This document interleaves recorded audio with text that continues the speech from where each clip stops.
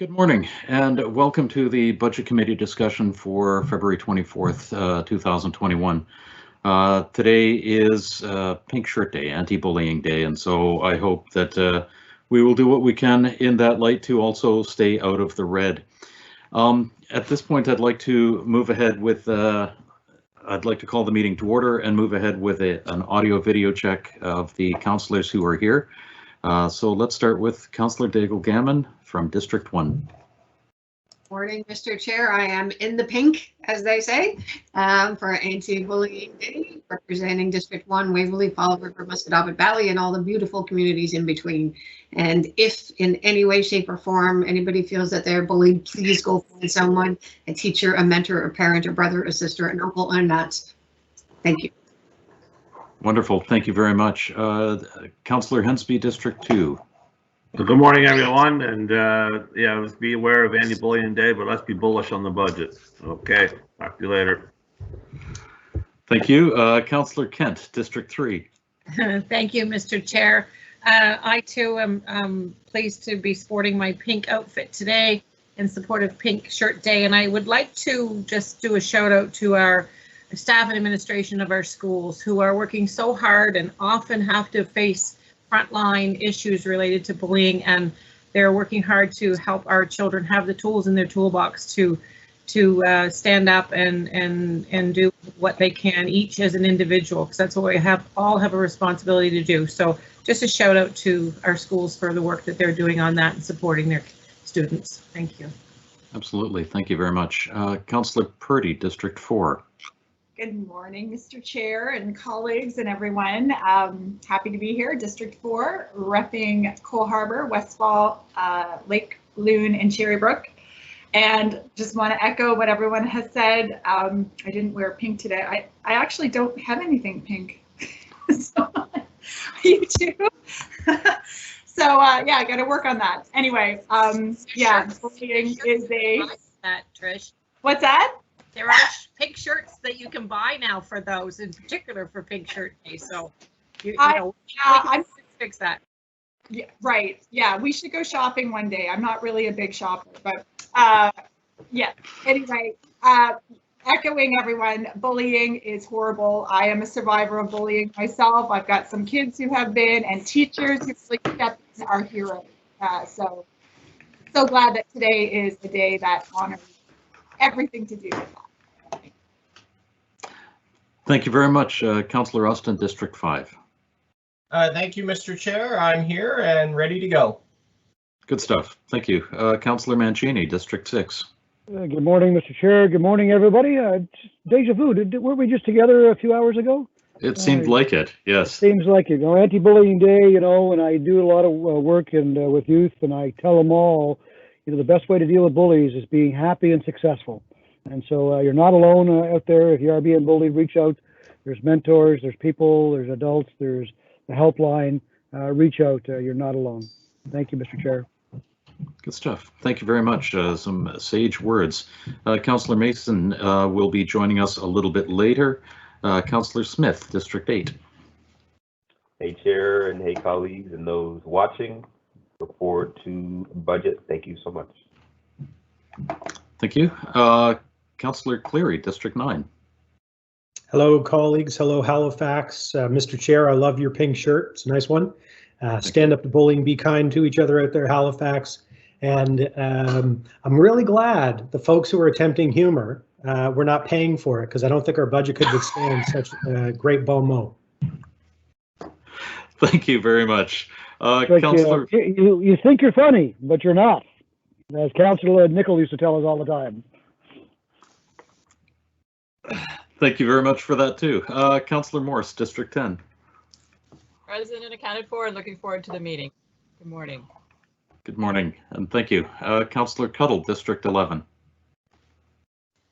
Good morning, everyone. Coming to you live from Purcell's Cove. Nice to see you all again.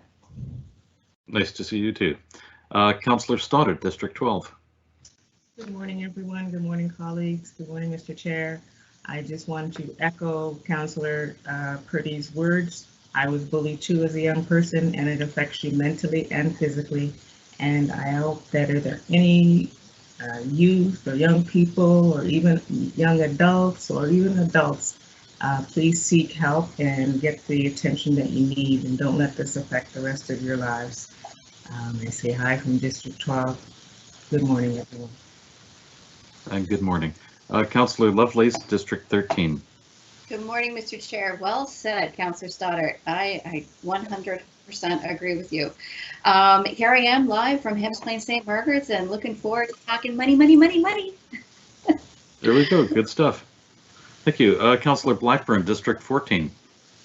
Hey, good morning, everybody.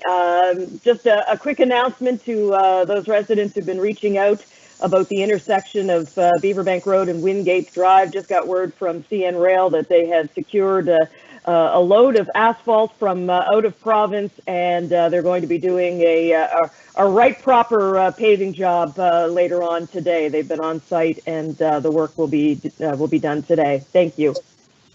That is amazing. Thank you very much, Councillor Blackburn. Deputy Mayor Outfit, District 16.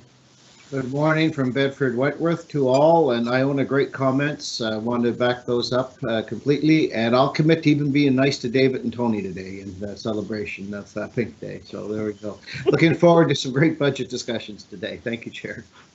Thank you very much. Mayor Savage. Good morning, Chair and colleagues. Ready to go.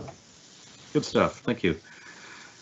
The next item on the agenda is the approval of the minutes of February 3rd and February 5th, 2021. Can I have a motion to approve the minutes of February 3rd and February 5th, rather?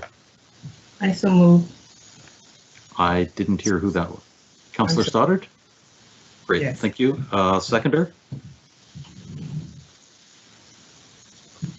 Councillor Cleary. Lovelace. Thank you very much, Councillor Cleary. Any discussion on the minutes from February 3rd and February 5th? Seeing none, all in favor of the minutes, please signify by saying aye. Aye. Aye. Any opposed, signify by saying nay. Great, we have minutes from those days. Call for declaration of conflict of interests.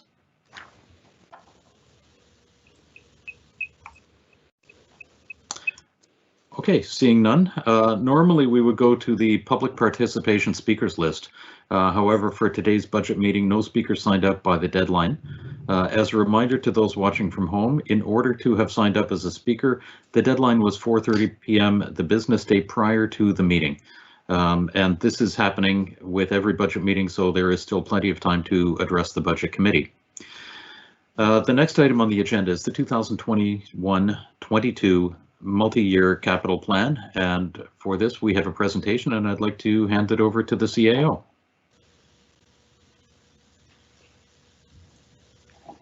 Thank you, Mr. Chair. Good morning, everyone. Perhaps I was looking at the slideshow. If we could get the slide deck up, please, that would be great.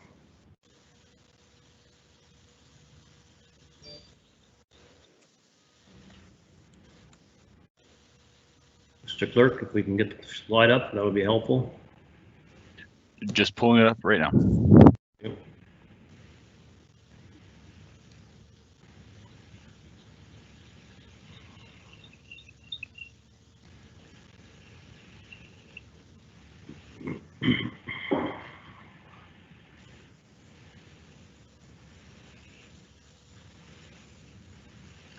There we go. All right. Again, thank you very much, and I believe the deck was circulated to you as part of your repackage, so if you're looking for it, that's where you'll find it. Before we begin this morning's debate, Mr. Chair, on our 4-year capital plan and our budget for 21-22, I want to thank all of the project managers and the executive directors and the managers and the business units who have worked very hard to develop a plan, capital plan, that can be delivered and is focused on council's priorities.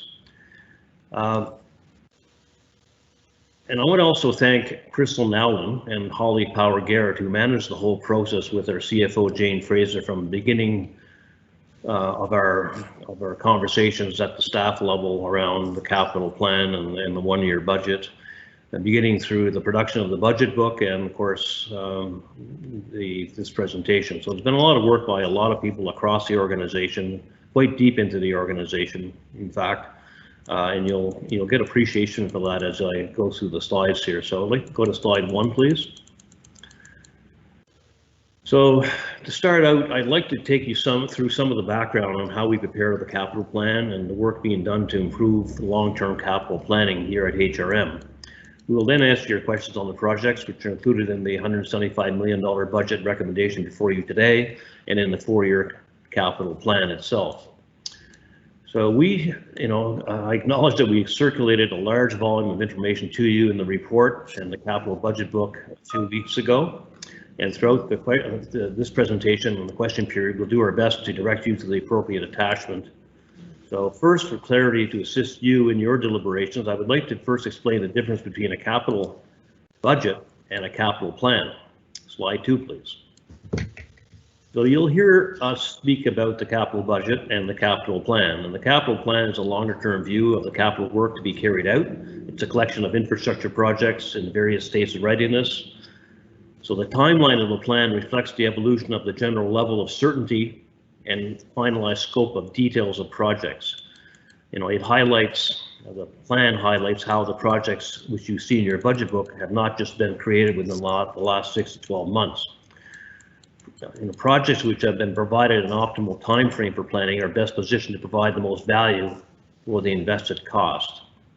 So there's a lot of planning that goes on and a lot of collaboration and coordination amongst the business units and our Department of Finance and my office and me, as well as CAO, and of course with all of our external partners as well. It could be Halifax Water, Heritage Gas, Nova Scotia Power, etc. So there's a ton of work that goes on in the background to achieve a plan and to land on a budget for the coming year.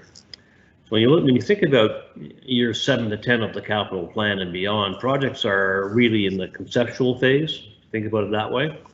These projects reflect desired outcomes and are generally identified through approved HRM strategies or asset management life cycle plans. Project estimates are a very rough estimate in those years, based perhaps on experience or similar known projects in other areas. That range of planning is a key phase of the opportunity for the municipality to explore strategic partnerships, assess future economic profiles, and look at innovation or innovative approaches to projects.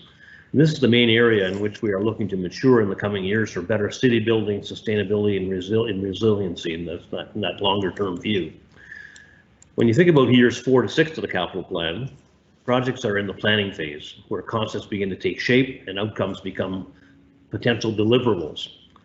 Staff are consulting with service providers, community stakeholders, assessing high-level technical requirements and potential resource requirements, including specialized skill sets and available land parcels. So coordination with other projects, both within HRM and industry partners, as I mentioned earlier, is an important step to ensure optimal sequencing and appropriate risk management around all of these. So like anything else we do, there's risks and we have to manage those risks. So this phase is also very important to provide flexibility and the best value to the taxpayers for cost sharing opportunities. The municipality, HRM can only benefit from a financial contribution long term if it's actually invested in infrastructure which is already required and defined. So when you drill down closer, in years 1 to 3 of the capital plan, projects are ready or close to ready for implementation. Staff are securing finalized scheduling dates to minimize service disruption, partnership agreements, final technical design details, and coordination with operational staff to prepare for taking on the new assets. So as you can appreciate, we have this sort of 10-year rolling plan. So every year it gets more certain, right? So as we keep adding years to the back end, so you think about it in a rolling way. So it just keeps rolling forward, and years 2 becomes year 1, etc. So when all the project details have been finalized, it's put forward for inclusion in the budget. So you have a plan and then you have a budget. And the capital budget is a list of projects and deliverables for which council provides authority to spend within the upcoming fiscal year, right? So this is all about council determining what the budget is for the coming year on capital with a lens that says what's the 4-year outlook look like and what's our 10-year outlook look like as well, as you'll see, you've seen in the budget book. Slide 3, please. So, Mr. Chair, I'm not going to spend a lot of time on capital funding sources because Jane and I have been discussing that link between capital and operating with you in a number of previous sessions in this budget season.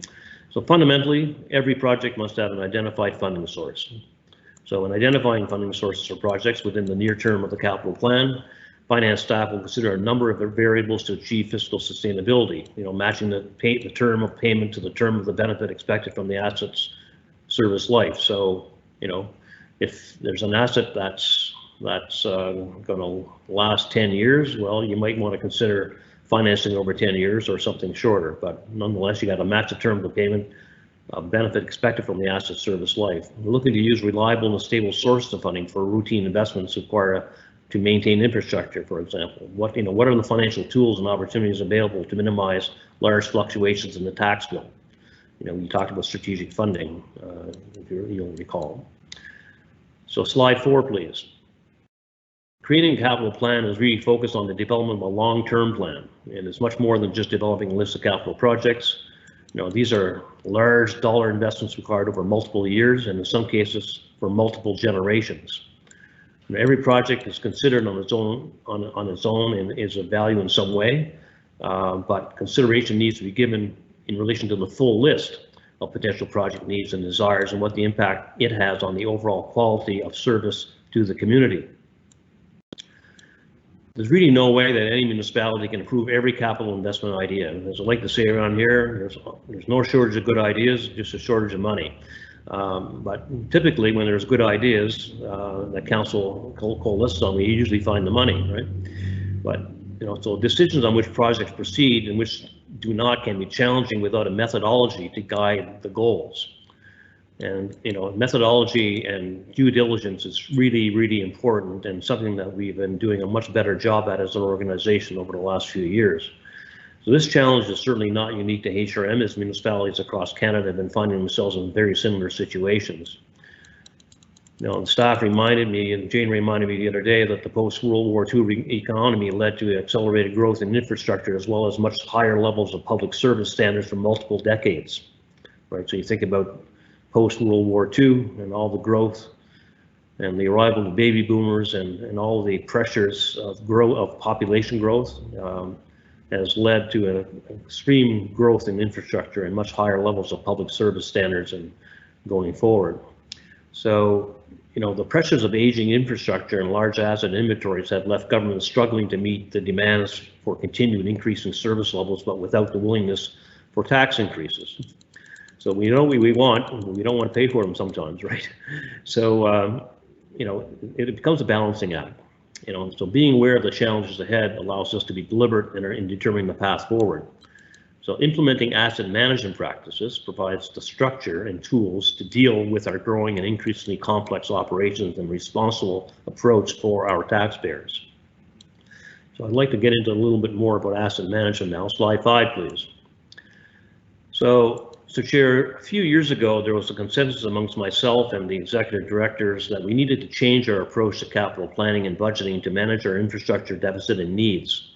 So over the last few years, HRM has implemented a number of enterprise asset management systems to assist with capturing our very large volume of related asset maintenance activities. And these new capabilities are beginning to provide us with the information to better understand the nature of our infrastructure wear and tear and are providing efficiencies on how we allocate our resources.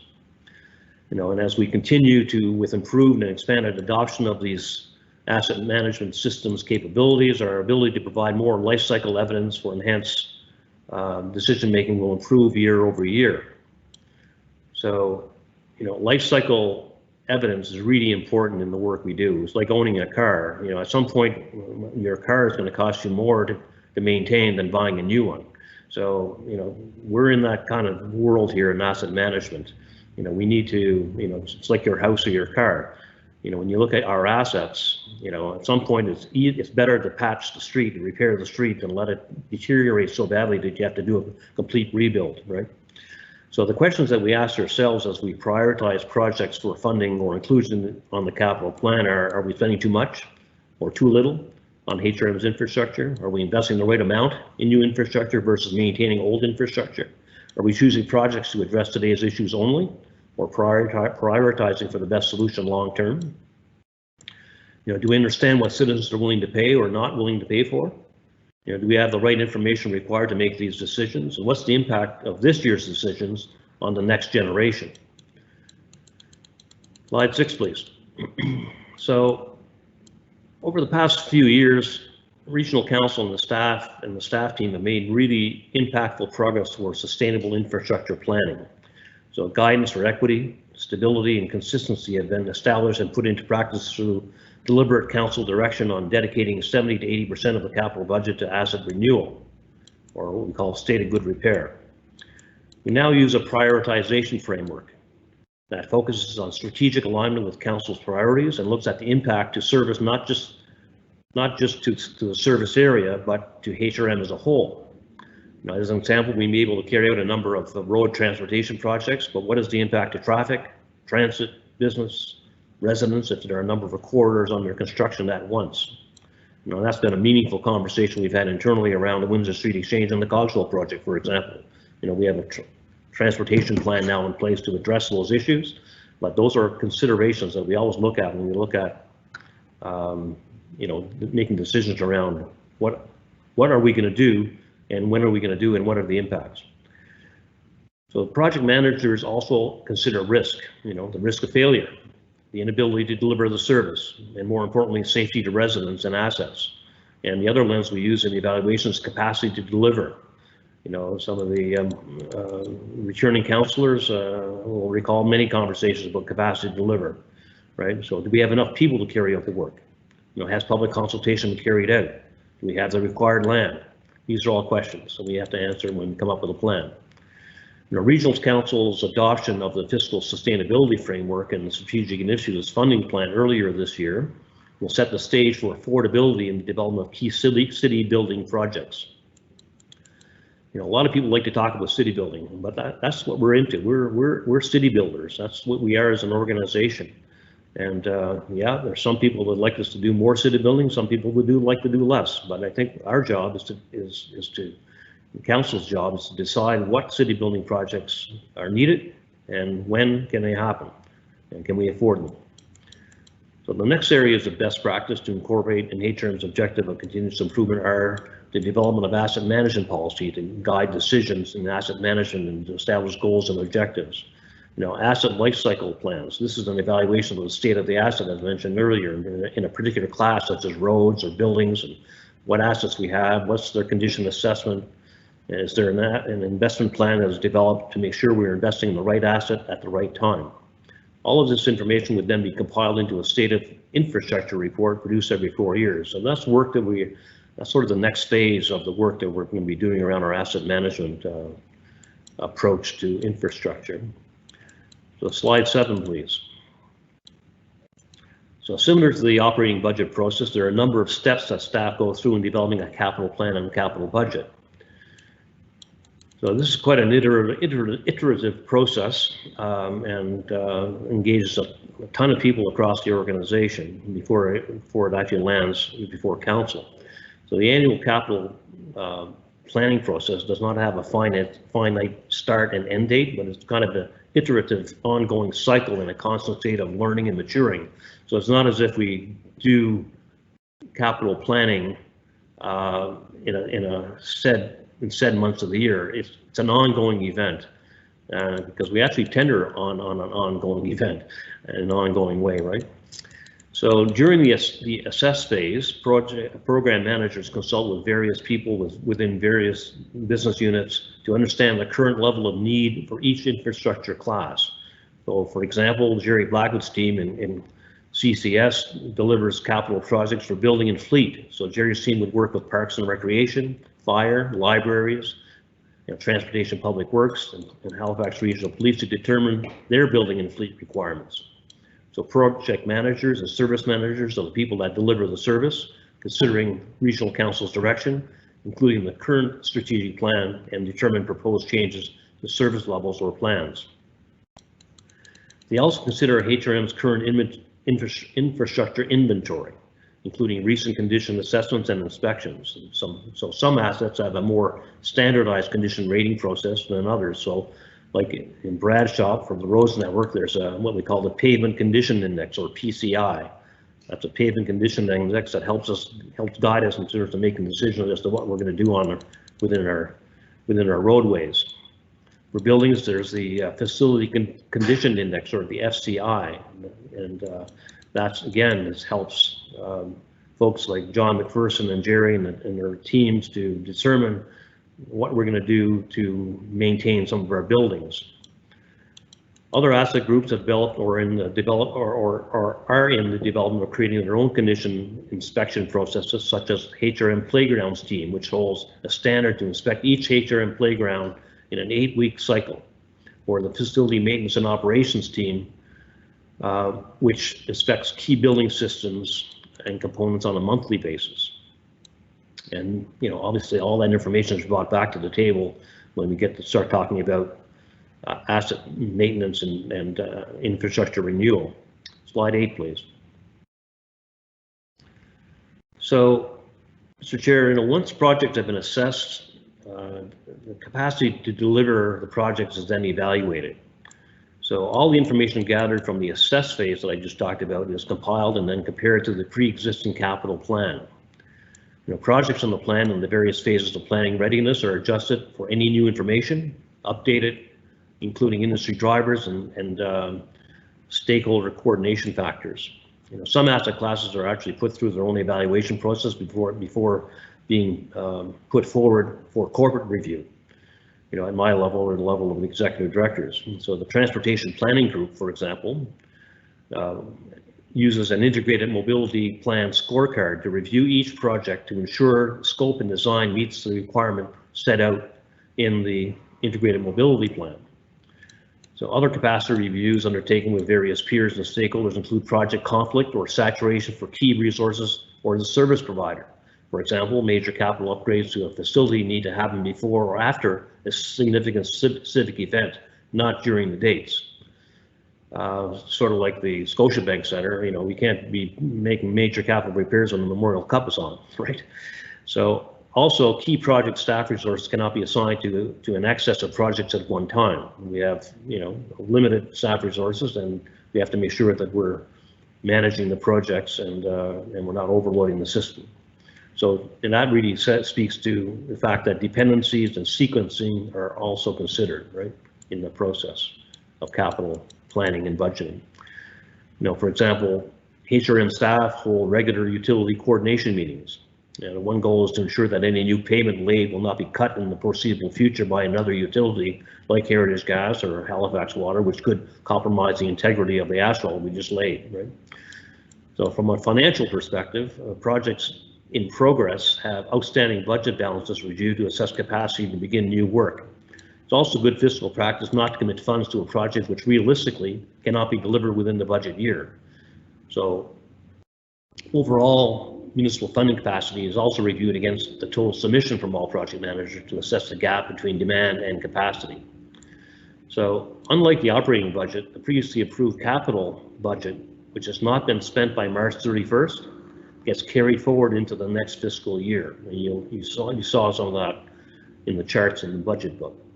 It is natural for capital projects to have carried forward balances because of a lot of things like seasonal dependent work activities versus the fiscal year.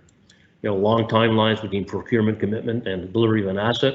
For example, for buses and fire apparatus, those acquisitions can actually take over a year from the point of the purchase order being issued. And there's also unforeseen circumstances such as COVID-19 impacts, closing manufacturing facilities for many months, which impacted and has impacted us in terms of supply chain, right?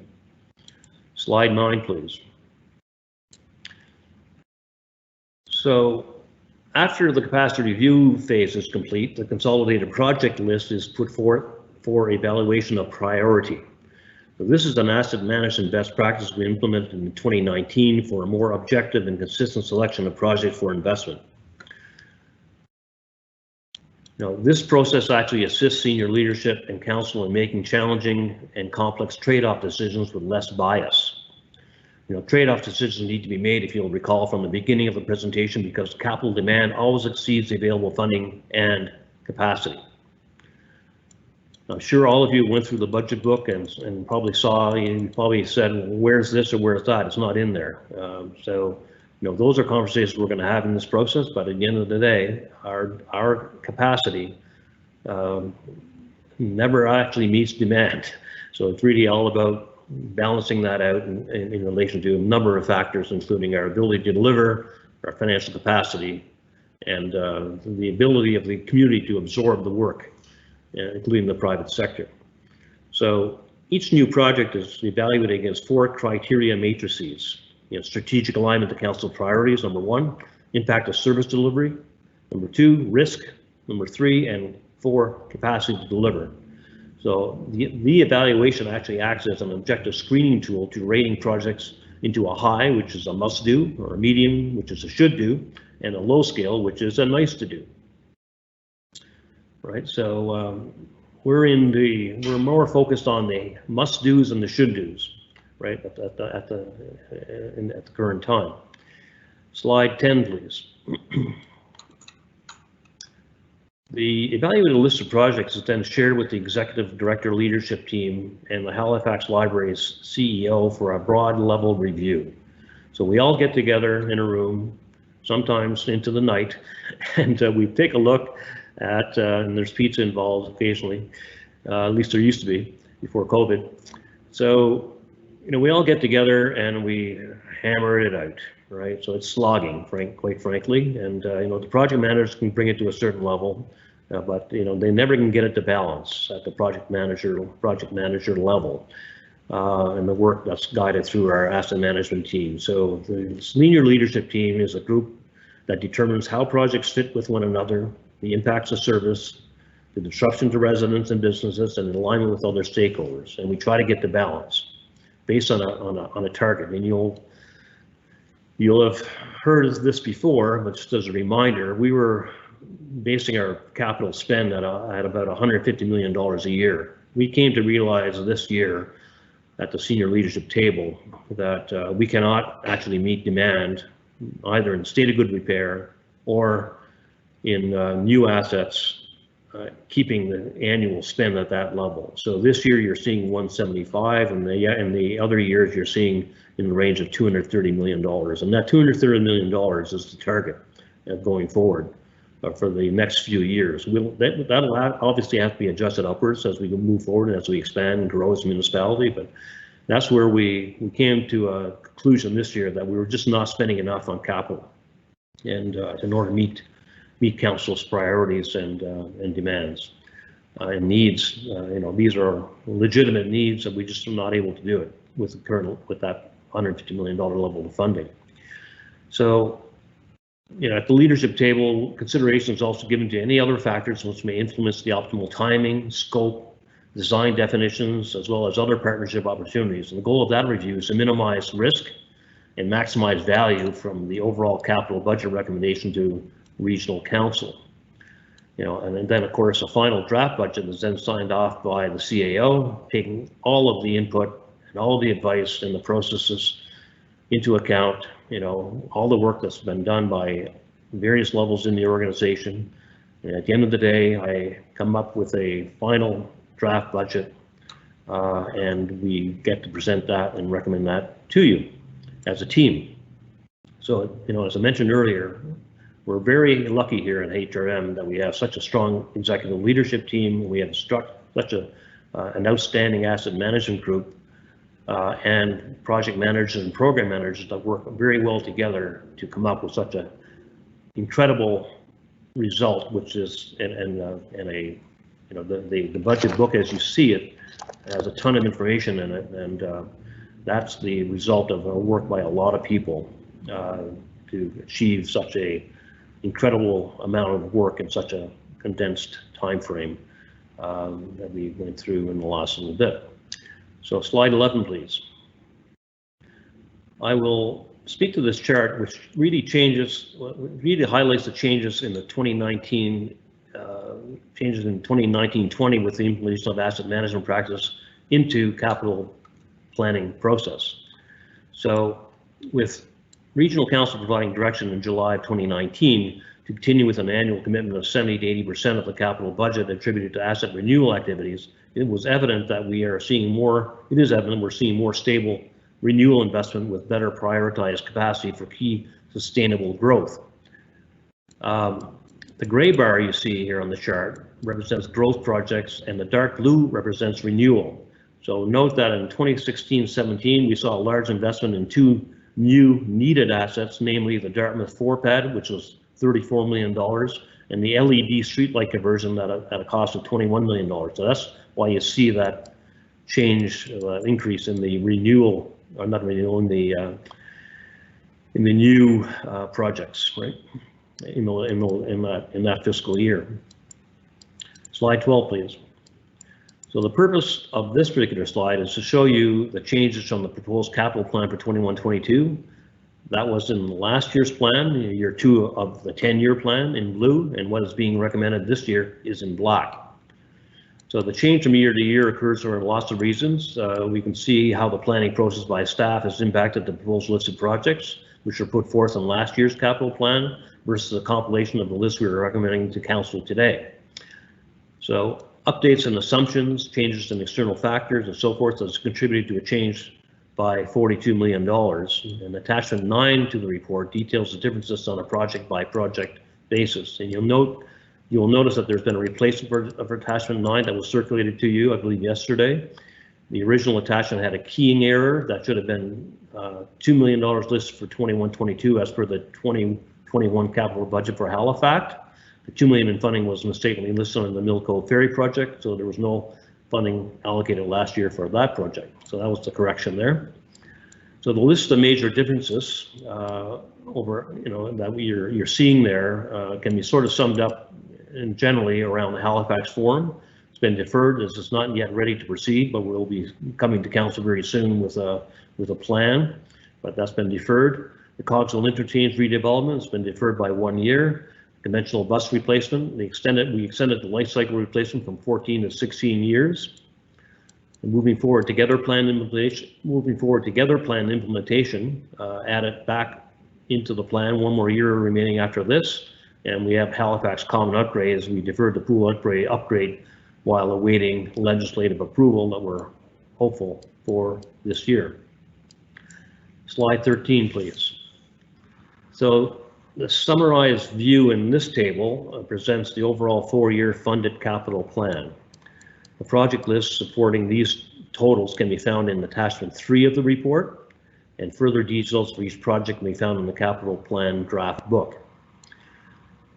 So, Mr. Chair, although we have a high level of confidence in the figures and the scope of the projects being recommended for 21-22 capital budget year, there's still a level of planning and preparations remaining for the projects listed to begin in years 2 through 4. As seen in the variance on the last slide, some changes will occur as time moves forward. So, by approving projects for years 2 to 4 in principle, it provides staff with the confidence that the selection of projects and assessment of their priority to date are aligned with those of regional council. So approval in principle does not give CAO or staff authority to spend on these future accounts, nor does it create a commitment to any individual project or prevent changes to the related project scope or cost details. So the benefit of having council's in principle approval, apart from acknowledging general alignment in project investment goals at a specific date and time, is that it provides senior leadership with more certainty to focus staff resources towards finalizing the planning phase of these projects, as I discussed earlier. So slide 14, please. This table provides an overview of our recommendation for sources to fund the 21-22 capital plan. And the most significant change in allocations from previous years is the second line item for strategic initiatives debt. Although there are many projects which support key strategic initiatives which are funded through the base capital program by regular funding targets, there are some significant projects which exceed the available regular funding capacity.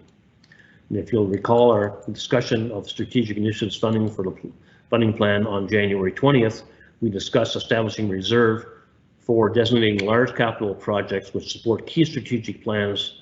The reserve would be used to pay the principal and interest for those projects that will be funded by debt, which would then be outside the annual capital debt targets we calculate through our fiscal debt policy. So the debt policy will speak to the importance of matching the term of the debt to the life of the asset. I mentioned this earlier in the presentation. Current debt terms are 10 years.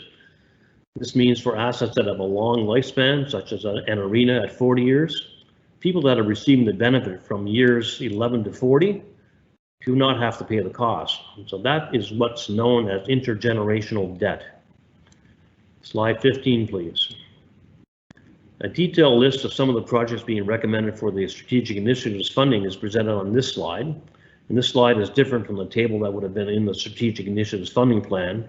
You'll recall that when the strategic initiatives funding plan was presented, we had indicated that the project amounts were estimates and they would be further refined as the capital planning process was finalized. And that's where we are today. So some of the changes are because of changes in federal provincial cost sharing. The Milco Ferry Terminal is an example of that. Originally, it was thought that the cost sharing approval and funds would flow sooner. The Cogswell Interchange redevelopment is not funded through the strategic initiative funding plan. Cogswell has its own funding plan using proceeds from the sale of land to hopefully offset the cost of the project. You'll recall that all of the lots created were to be funding the cost of the project, which may or may not be the case at the end of the day. Over the 4-year term, these 9 projects represent 27% of the overall total capital plan cost. This amount increases to 38% when extended to the 10-year capital plan estimated total cost. Slide 16, please. So, Mr. Chair, this chart shows the distribution of funding in the base budget and strategic initiatives over the 10-year plan. So HRM has been successful in securing cost-sharing partnerships for many of these projects, minimizing the total debt which will need to be drawn. And overall, as represented in this 10-year plan visual, the demand for meaningful capital work creates pressure on the years outside the current funded 4-year term. The strategic initiative funding plans spoke to the need to allocate funds to the base capital budget to ensure we are investing in our existing assets at the same time as expanding assets. So the use of asset management best practice will also extend the useful life of our assets. Slide 17, please.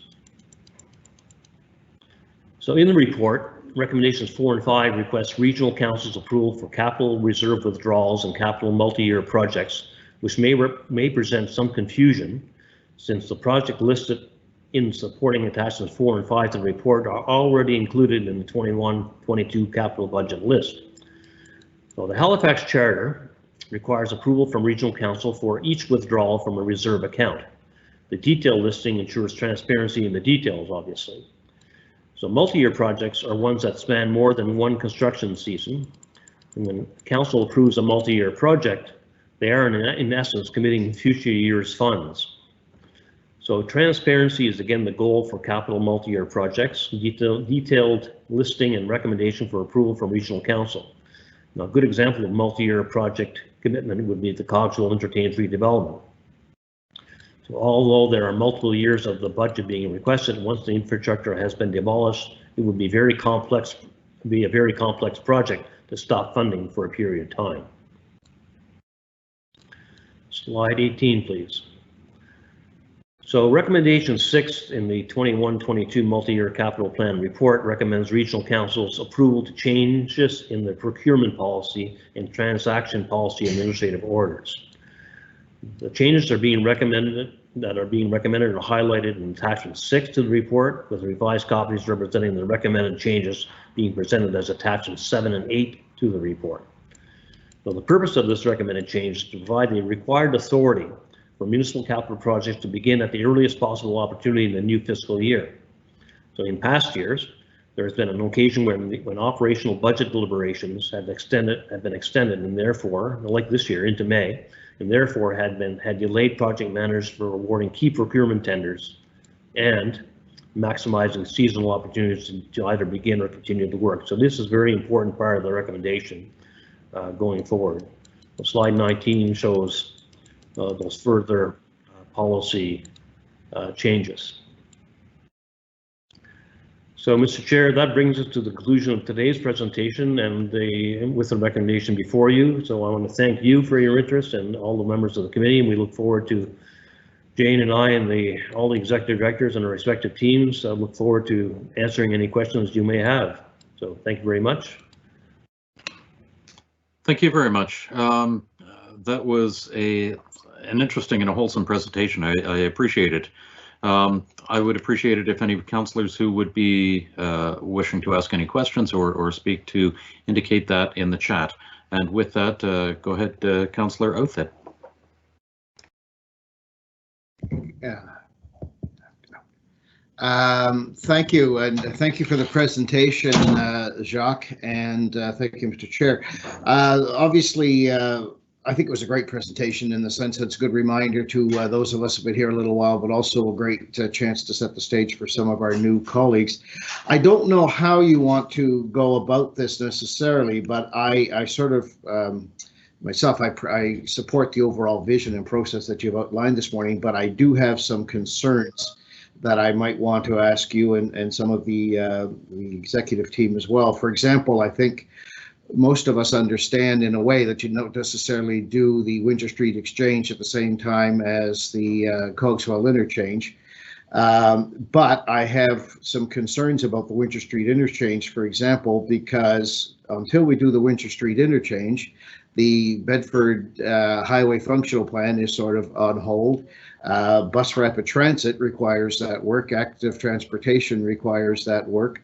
And of course, we have some federal funding that will expire and will have to be reapplied for. And there's no, not necessarily guarantee that it will be approved again. I mean, probably indications are that it might be. So I guess what I'm saying is I'm worried about the Winter Street Exchange being a bottleneck, sort of philosophically as well as literally, when it comes to things such as bus rapid transit, the Bedford Highway, as I mentioned, functional plan, and also we're starting, Jacques, as you know, a regional plan review shortly, and we're going to have to redetermine where we want growth and the amount and the density of that growth. And Catherine and I are going to be meeting with Kelly to talk about that. But Councillor Morse was in a bit of a situation last night with a big development on the anticipation that BRT might be there someday and road improvements will be there, et cetera, et cetera. So my concern is, how are these things all going to dovetail together? If we push out the Winter Street Exchange, and what impact is this going to have on the regional plan, where really the suburban growth has been incredible, but the infrastructure, both recreational and roads and transit, really hasn't kept up with it. So I'll start with that.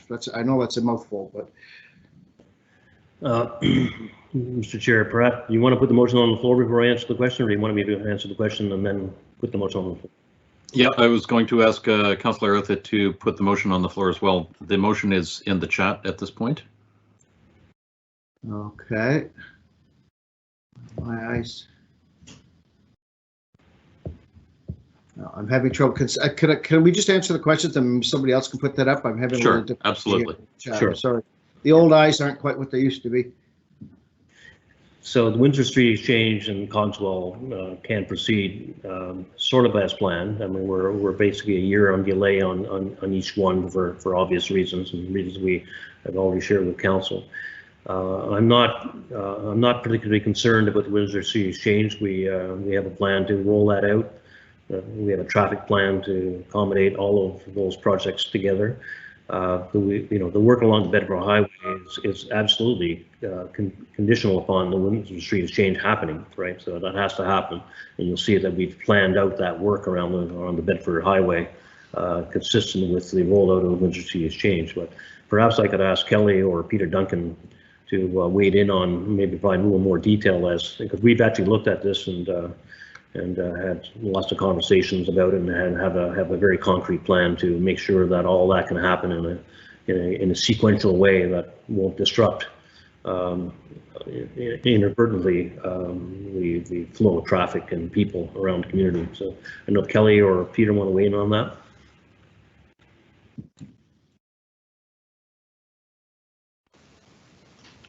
Trying to, I don't know if you can. We can hear you and we can see you. Okay, I cannot see myself, so I wasn't so sure. So thank you for that, from Mr. Chair, Mr. Dubé.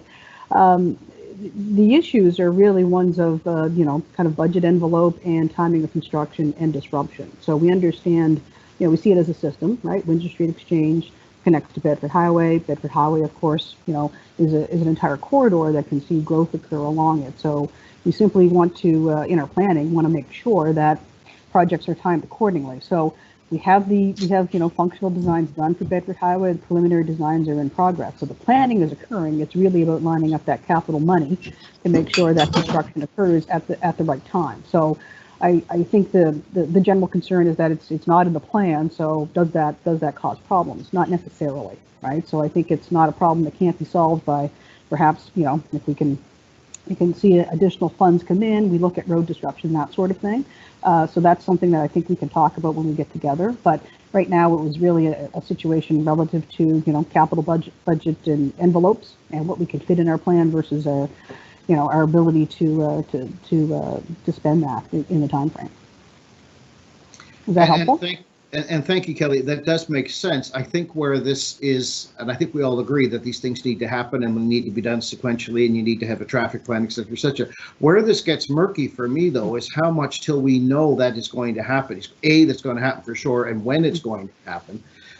I think we've hopefully gone to a stage in our development where we realize that development and growth has to trigger improvements to infrastructure. We saw that with West Bedford. They could not occupy buildings until the Laird UTEX interchange was built, Hemmes Plains Road was widened, et cetera, et cetera. So Catherine, Iona, Tim, Pam, everybody who's got people using the Bedford Highway, you know, we simply cannot start adding thousands and thousands of more people along the Bedford Basin and in Rockingham South and at the Mother House and all these sorts of things on the assumption that someday things will align and that we'll have BRT and that we'll have the functional plan in place. So how do we make these things, how do we put this in place to say, because we think we're going to push out these things further, but how's that going to impact development in our plans? We don't want to stall development, but the days of, you know, trust us, you know, build a community of 20,000 people and someday we'll help you get to and from downtown. You know, we can't do that anymore. Yeah, and most of the development along the Bedford Highway corridor, when you think about it, is subject to some sort of discretionary approval. So I think we can look at those projects on an individual basis and determine whether or not traffic capacity can be accommodated within the network, or it's something that we need to look at doing an upgrade for. You know, we're talking a couple of years in terms of moving these out, right, to try and manage disruption. And if there was additional capacity, I think those projects could be moved in sooner. There's no question about that.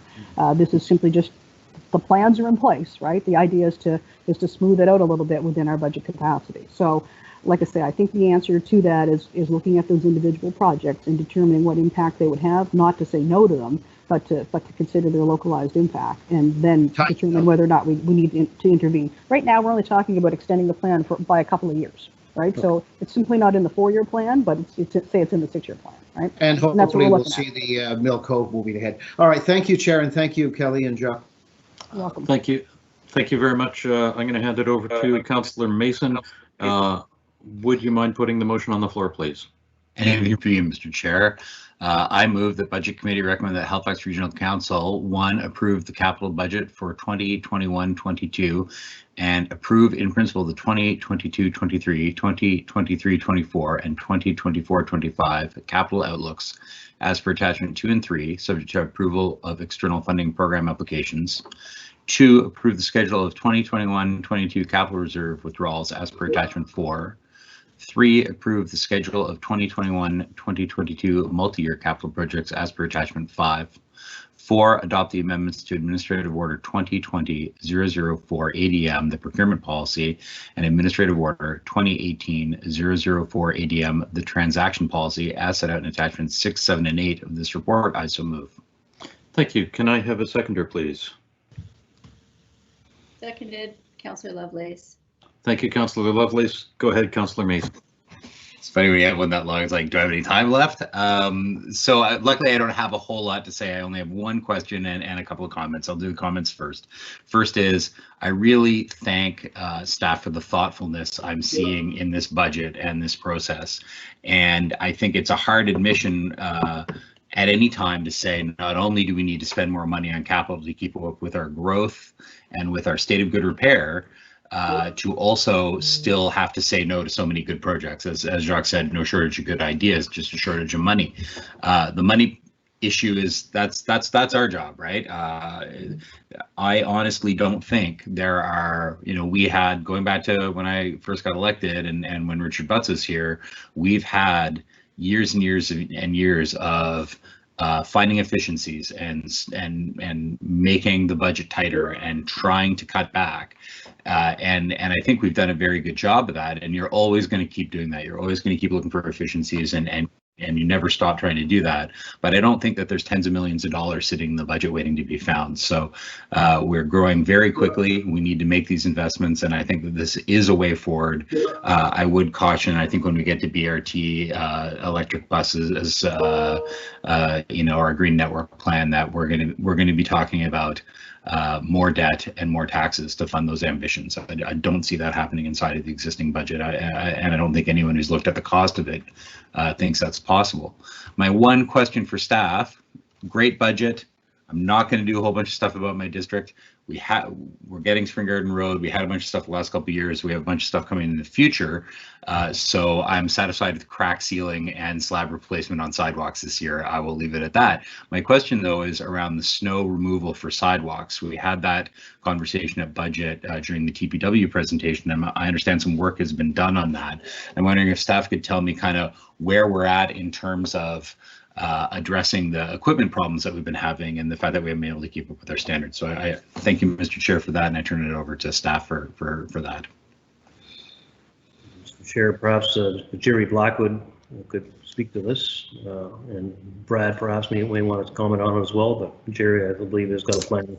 Jerry and Brad have worked together on a plan for that, and there was a memo circulated, but I think Jerry can elaborate. Yeah, thank you, Mr. Chair. Jerry Blackwood, Executive Director, Corporate and Customer Services. So, as Jacques mentioned, since the storm on February 7th, some concerns have brought forward just with respect to equipment breakdowns and service standards with respect to our sidewalk fleet. I'll let Mr. Angwich speak to service standards. What I can say is you do have a briefing note where we outline the sidewalk snow fleet equipment, the 3 different types that we have, which is primarily a trackless. So what we had in our capital plan for this year was to recap 2 trackless machines.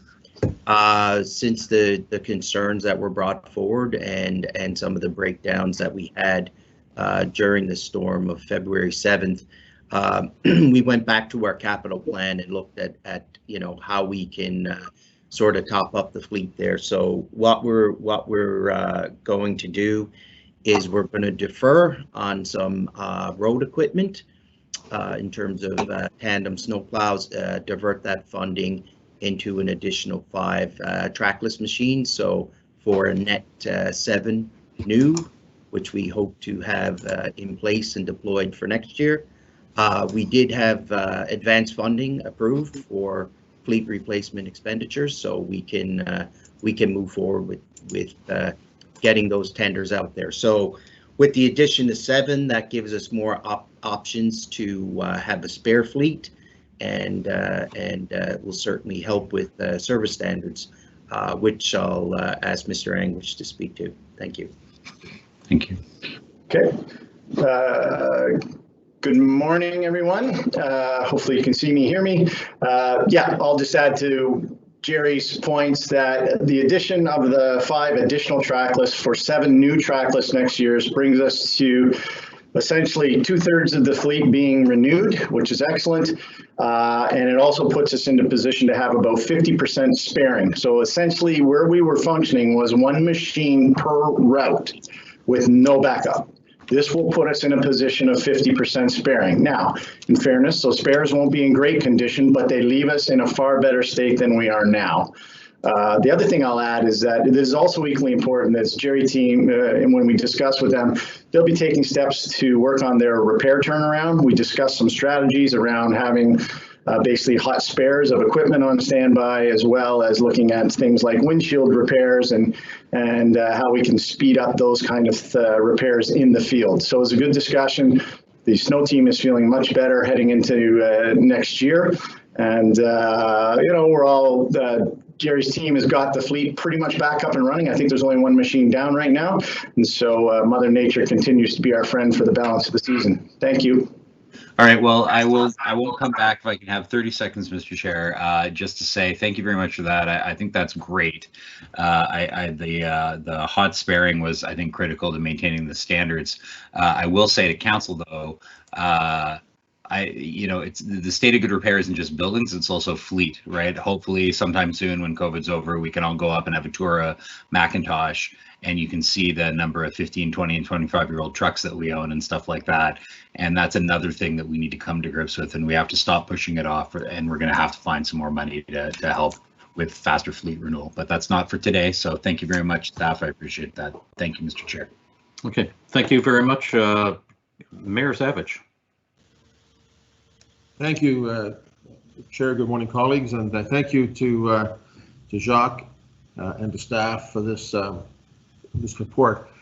You know, I imagine for a lot of the new councillors, this is a lot of information. It's a lot of work, and you know, the temptation is to go and say, you know, I want this, this, this, and this. It's not in the list. We heard from Jacques that capacity doesn't meet demand. Capacity will never meet demand. Never in history has it met demand. In no government in Canada does it meet demand. In no government that I know of in North America, the mayors that I've met in the US, the 40-some mayors that I've dealt with, capacity doesn't meet demand.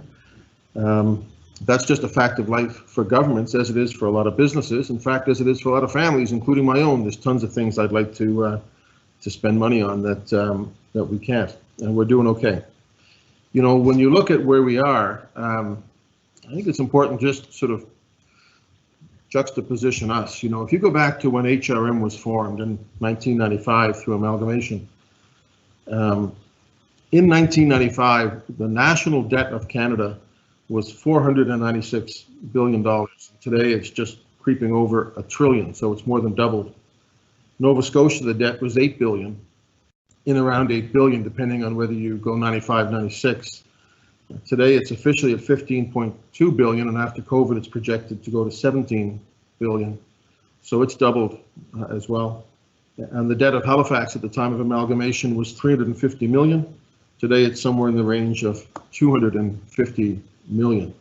And we've spent a lot of money on a lot of things. Some of the things we've received help with other orders of government on big capital projects, and we've been very grateful on that. And you'll see as you look at our debt figures that our debt actually went up a little bit during Build Canada of 2008, 9, 10, because projects became available to us from support of other orders of government. That's prudent and sensible. And that'll be coming up again. It's often been pointed out by mayors and councillors that in Canada, we collect as municipalities 8% of the taxes, but we are responsible for 60% of the infrastructure, roads and bridges and things like that. And we have to work with other orders of government. But when you look at where we are today, and if you look at the financial indicators report that Jane and other folks in the finance department would be aware of, and which I recommend to reading of councillors, which is something that the Department of Municipal Affairs puts out, we are generally seen as at low risk. And there's one area where we're considered to be at risk, and that's in reserves. And I want to just come back to that. In the years to come, we have big projects, and on transit, on environment, And these are projects that, in my view, we have to fund, and we're going to have to work with other orders of government. A few years ago, we reorganized our reserves into the 3 that we have now. I think it was prudent and sensible at the time. But overall, we're in good shape. Capacity will never, ever, ever meet the demand. No government will ever be able to do all the things that it wants to do. That's a simple fact of life. And I think as governments, we have to accept that and recognize that let's get as much as we possibly can that we need to do. We've had to spend big on some projects where other orders of government fell through on us. I think the BMO Centre in Bedford's an example of that we had expected more support than we got. We paid for that. We got $1 million or something. The RBC Centre in Burnside, similarly, was something we picked up. The recap of the Sportsplex was another one, which was some $30 million that we picked up with very marginal support from other orders of government. So I just think we have to focus, as we always have to, on the big projects that will be transformative for our city. And I think those will be based around things like transit, the environment, and on a smaller dollar amount on things like inclusion and diversity. So I just have a question, though, for Jane, which is sort of every year, the financial indicators have shown that that we're very low risk, we're in good shape, but they always point out the reserves, operating reserves, and then combined reserves. Can you just speak to that? And that's all I have for now. Thank you. Certainly, Mr. Mayor, through you to the chair. So the financial indicators, it's the FCI report that the Department of Housing, Municipal Affairs and Housing produce. And as the mayor said, so it comes out in red, yellow, and green. And as the mayor said, we always score very, very high on the indicators. I think there's 13 of them, 13 or 15. There are 2 that we tend to be in the yellow. I believe last year we were in red and for one and yellow in the other. This year we've moved to yellow on both, and it's on the reserves. So from an operating reserve point of view, what the department recommends is that you have 10% of your operating budget in reserve. So in order to do that, that would mean, I think, that we would have to have $100 million in operating reserve. The other indicator is on capital reserve. So really when you do the math, and in order to move to the green zone in the financial indicators section, we would have to have $400 million sitting in combination of capital and operating reserves. So that's an awful lot of money that would be there. We are in good shape, as the mayor said, and our reserves are healthy. One of the things through the COVID recast budget was that we were able to protect our reserves through some pretty difficult decisions that regional council took, as well as the business units in reducing costs. So those are the indicators that are there. The purpose of the reserves are to protect you against sudden and unforeseen impacts, or on the other hand, to allow you to take opportunity of investments as they come forward and to plan for the larger initiatives. So I hope that answered your question, Mr. Mayor. Thank you very much. Okay. Thank you very much. Councillor Austin. Thank you, Mr. Chair, and thank you, colleagues. So generally, I'm happy with what's in front of us. I mean, I think there are some question marks, of course, as to how it's all going to work out with some of the big initiatives that are in the budget, whether it's electric buses, whether it's climate change, and what funding we can count on from our federal and provincial counterparts. But it's good to actually see them lay it out in a plan for the out years. So I did have some specific questions. My first one is, I guess it would be in Bradshaw. Sorry, I'm trying to manage between multiple papers. The 50,000 streetscape renewal, and probably to my colleagues on council from the last 4 years will know what I'm going to ask about next. Portland Street, where the old brick streetscaping was put in place, and I know Councillor Smith has some of the same challenges on Godgen. The busway got that refreshed somewhat. But the brick, we basically, in the past, we did streetscaping and we had no maintenance budget plan for them. So if you build something new and shiny, and this goes to our asset management that we're looking at, and you have no plan to actually maintain the thing, eventually it falls apart. I'm wondering that 50,000 renewal piece, whether or not where we might be on the program that was being developed to actually catalog our streetscaping assets and then plan for the renewal, because literally there's holes on Portland Street where the bricks have deteriorated into nothing. And we're not going to fix it based on just our road operations people handling one tiny section at a time. It'll take them 20 years because they don't have the capacity.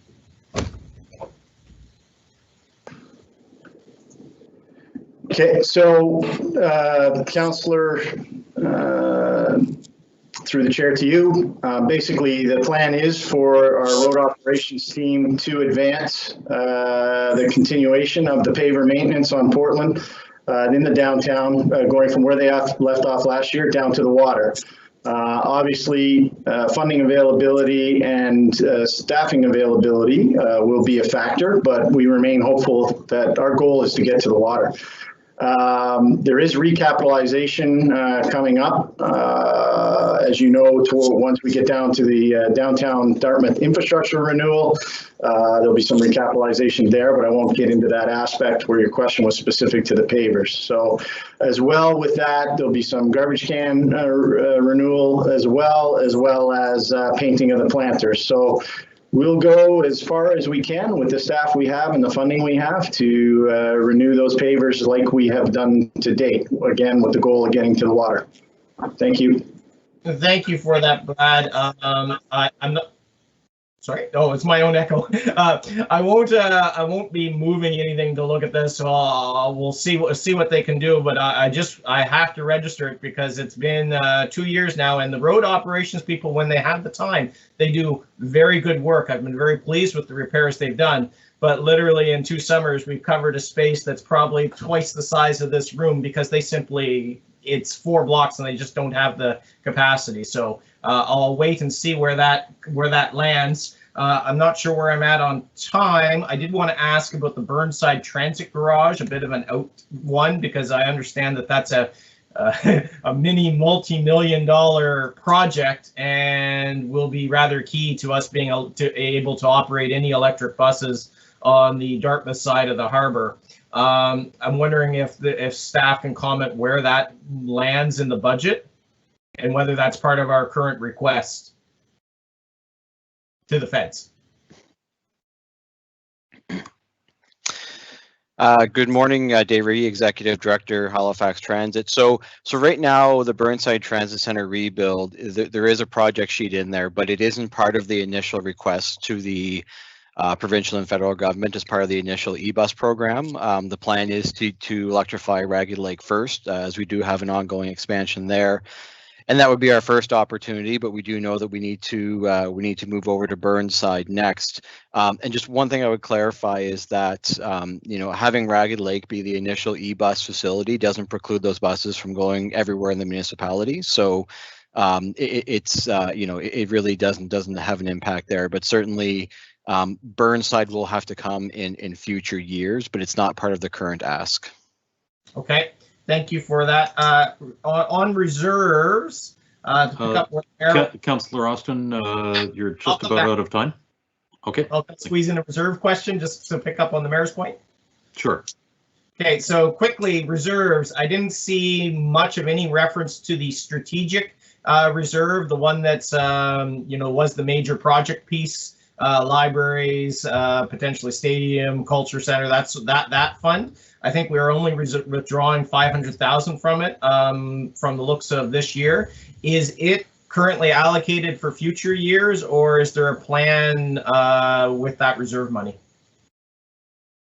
Thank you, Mr. Chair, through you to the councillor. So as you'll recall, as part of the strategic initiative funding plan, one of the things that we're going to do is come back with the reserves to see which projects are still in and out. So when you look at over the 4-year capital plan, we do have funding allocated to every project that is on there. So for example, the HRP headquarters, so Halifax Police Headquarters, I think there's $1 million in year 4. We would have a notional allocation against the reserve for that $1 million. So this will be a much broader conversation that will be coming forward for Regional Council. Okay, thank you.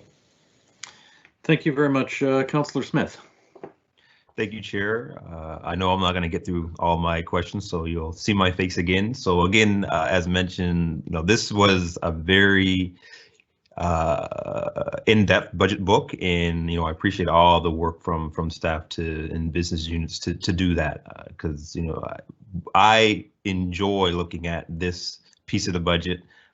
Because it really gives an idea of where we're trying to go in terms of capital and just in general as a city. So I usually go pretty deep into this. So I have a few questions, specific ones, and I know I'll be back. So I'm just going down the line through the book. So the one was the Fort Needham washrooms. I was just wondering how far along we are into completing the master plan, because I think the washrooms was phase 2. So I'm wondering if there's any more capital investments we should be looking at in the future. I'll ask 3 of my questions and then I'll stop. The other one, and I see Denise. Hello, Denise. Other one is related to you as well, George Dixon Center. I'm just curious what we have estimated remaining budget for $4 million, and that's B29 if people were following along. Just curious what the plan is for that, because we have 22, 23, 250. I'm assuming that's for maintenance and work that's needed on the very old building. So we're wondering what the remaining budget will be, and I don't have to tell you, since 2016, the George Dixon Center has been one of those facilities that I've been advocating for, and I know that we're trying a lot to get to it, as we have a few others that are on the books. So just wondering what the $4 million is planning. And the last one I'll ask is around the common pool. I guess this is all Denise at the moment. We're going to be going into the detailed design aspect. I'm just wondering if we're going back to the community for that, or did we use the common master plan as that engagement? So those are 3, and I'll come back after. Thank you. Good morning, councillors. Through you, Chair, to the councillor. So in terms of Fort Needham, you're absolutely right, councillor. There's a number of components to that master plan. In terms of completion, the washrooms are part of phase 2. Then there is a phase related to the field. We wouldn't anticipate doing that field until it's ready for renewal. All of our in any of our park plans, we look to have the plan in place, but then we do the work when the asset is at end of life and ready to be done. So the washrooms are getting very close to being tendered. That is essentially the last component we would be doing for a little bit until some of the other assets need to be replaced. George Dixon, absolutely. That has been on our plan and our wish list for a number of years. The 250 that you mentioned is that essentially keeping the building going until we have the broader plan. I think it was 2011, the Peninsula Recreation Study recommended that facility be rehabbed or replaced. We are in some talks with the YMCA about some potential partnership opportunities and exploring what could be done there for a new facility. So that $4 million in future years would be planning for something of a replacement or a major rehab of that building. So it is a couple of years out still, but it is what we're looking to do. A number of our recreation assets have been moved out because opportunities have come up with the federal funding for both Sheet Harbor and Beachville Lakeside Timberley. So if an opportunity like that came up, we'd certainly be exploring it for George Dixon as well. And the common pool, we are wrapping up the common master plan. That is the primary consultation that was done for that pool. Council has approved the concept plan for that. We might have a little bit more community consultation, but essentially, as the CAO mentioned in the opening stages, we are at this point, as soon as we can get the legislative approval from the province, we would be looking to go out to do the actual design for that pool and then get it to the street for replacement. So that's where we would stand on those. Great. How much time do I have, Chair? 30 seconds. Okay, so I'll just follow up on the Dixon piece and then I'll come back. I'm just wondering, when it comes to maintenance, how are we dealing with the pottery lab? Because I understand there's a significant amount of maintenance needed for a pottery lab, and I know that, from what I've heard, I know that it could be coming to end of life.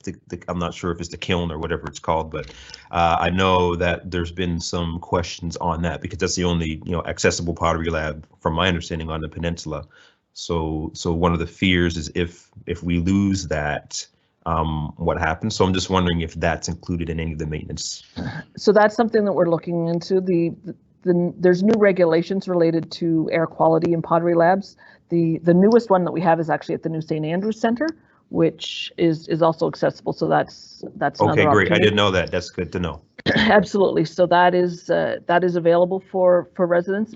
But you're absolutely right, Councillor. That we have a couple of others. The one in Finley and the one there. We are looking at both of them in terms of how ensuring that we're able to meet the new regulations related to air handling, air quality. So certainly there's a lot of different maintenance components that we'd be looking at Dixon, and that's just one of them. We would be prioritizing which ones needed to get done and able to keep the building going. But certainly any residents that if they're concerned, certainly we encourage them to also look at St. Andrews, because that's a great new asset in that community. Okay, great. Thank you so much. I'll come back. Appreciate it. Okay, thank you very much. Councillor Kent.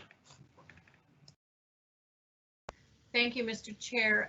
I would like to start my speaking off on revisiting a consideration of splitting this motion that's on the floor and splitting it from 1 to 3 together, can be voted on together, and then 4 being split out. It's around the administrative order. I think that there is dialogue that would be, I think, beneficial to all councillors having to really focus specifically on that so we understand what's at play. Sorry, those are my puppies that are saying goodbye to their father. But I would like to put a motion on the floor that we split that, and hopefully council will support it. We normally don't need a motion to split a motion. However, there can be some discussion that certainly happens on that. If you would like to speak to the item point 4 of the motion. Thank you. If we don't need a motion to move to do that, that's fine. I'm going to visit that towards the end of my points then. The other question I have is on practice here, and if you could just stop my clock for a minute because it's on clarity. Is it a 5-minute clock that is on our speaking time or our speaking time plus staff speaking time? How much time gets used up? It is a 5-minute clock on your time plus any staff responses. So if you speak for 4 minutes and then staff comes back and speaks for 3 minutes, then I would move on to the next speaker. Thank you. Okay, you can start my clock again. Thank you. Thank you. So I'm going to start with the same issue that I have consistently put forward since becoming elected. It's around traffic calming, traffic safety, speeding on streets. What I am concerned about is I know that they're captured within this are some around coordinated projects where there could be capitalizing on a number of things happening on our streets. What I also know is that we still have that list that is around a framework that, in my opinion, is not going to fit the need for addressing streets within our districts. And so I really need some clarity here from perhaps CAO or whoever can speak to this around where can I see some kind of indication in this budget that's put forward that we have the ability to strengthen our approach to traffic calming, to speed on our streets in this capital project? Because I know that I've had a conversation with staff around some of the traffic calming that might come up, but I also know I had a conversation with staff and with you, Jacques, around maybe approaching things differently. If we go ahead and fulfill this and approve this budget the way it is, I need confirmation that we are taking seriously the concern around traffic calming, how we're going to approach it differently. If we need a motion of council, I'm okay with being directed in that direction. I was under the impression I kind of had to wait and see what we could come up with for a way forward in changing from a model that is around specifically that list. That list is just too long and too lengthy a period of time to be useful to us. I appreciate as well the mayor's point on we're never going to be able to meet the demand. I totally agree with that, and I've seen enough budgets and enough requests that we know we can't. But within our street safety is very localized. What is happening on the streets in District 3 might be different or the same for some of the streets that are in District 12, 3, 5, 7, 9. And each of us as a councillor needs to have the ability to bring forward these concerns that are being raised to us and in a meaningful way, rather than just being put on a list that really is years out from being addressed. I know there's a few here, so I'll start with that, and maybe someone can help me, enlighten me on what is reasonable to expect out of this budget in that regard. Okay, thank you. I'm going to hand that over about the traffic calming to either Mr. Anguish or to the CAO. I appreciate if Brad could weigh in on this. The traffic calming is a multifaceted issue. Before Brad speaks on this, the RCMP, HRP, TPW, and our transportation planning group are all involved in that work. There's no doubt that, if you look at the number of streets, the number of kilometers, we're being asked to put in traffic calming on streets that don't need traffic calming, quite frankly. I think Brad can speak to this. We're also looking at a pilot around using camera technology for speeders, and it'll take some legislative change.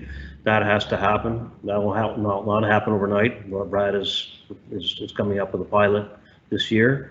As we build new streets, obviously we tend to go with complete streets and try to build in some traffic calming into those kinds of things. But to your point, we'll never address all the 400 requests that are on a list somewhere. What I've asked, and many of you have spoken to me about traffic calming around schools. I mean, that's a priority. What I've asked Brad to do is meet, he and his team to meet with all of the councillors individually, look at your 4 or 5 hotspots and get them on a list. Take that 400 item list, scrap that, and look at what are the priorities around your districts and see if we can build that into the budget. Those conversations have yet to happen. I'm sure there's some, but we have not completed all that work yet. That's sort of where my head is at, and we need to look at what are the priorities by district, try to work that into budgets. And on that, I'll pass to Brad. Brad can point to some of the investments that we're going to be making in complete streets and traffic calming in the current capital budget. But he also has monies, and there's also monies available in the operating budget. And I know that Janice Gray and myself and Chief Kinsella and Dan got together this week already and had a conversation about what can police do. I don't want to divulge in public what police are contemplating in terms of tactics, frankly, they're on it and are kind of coming up with some very interesting ways to help that cause. So on that, I'll pass over to Brad. Thank you. Okay, thank you, Jacques. It's a very difficult question to answer in a couple minutes or less, so I'll give it a try. The current AO is not functioning as needed for council, full stop. However, that is the policy direction of council at the moment. And that is how staff has been functioning. So to give you a sense of the current policy direction from council, as it was amended by council over a couple of years and a couple of times, the 85th percentile speed of a qualifying street is 40 kilometers per hour. If you run that against all residential and minor collector streets in the municipality, that means that 2,900 streets qualify for traffic calming, period. So the cost of that is about $130 million at the current average, and it would take 100 years or so to complete. So that just gives you a sense of the magnitude of the current AO. So understanding this quickly, we asked staff to take a look at this and just see, because we're kind of ahead of the curve of most municipalities with traffic calming. Our council is very aggressive on this, so we're kind of leading the way. However, there are other cities evolving their policies as well.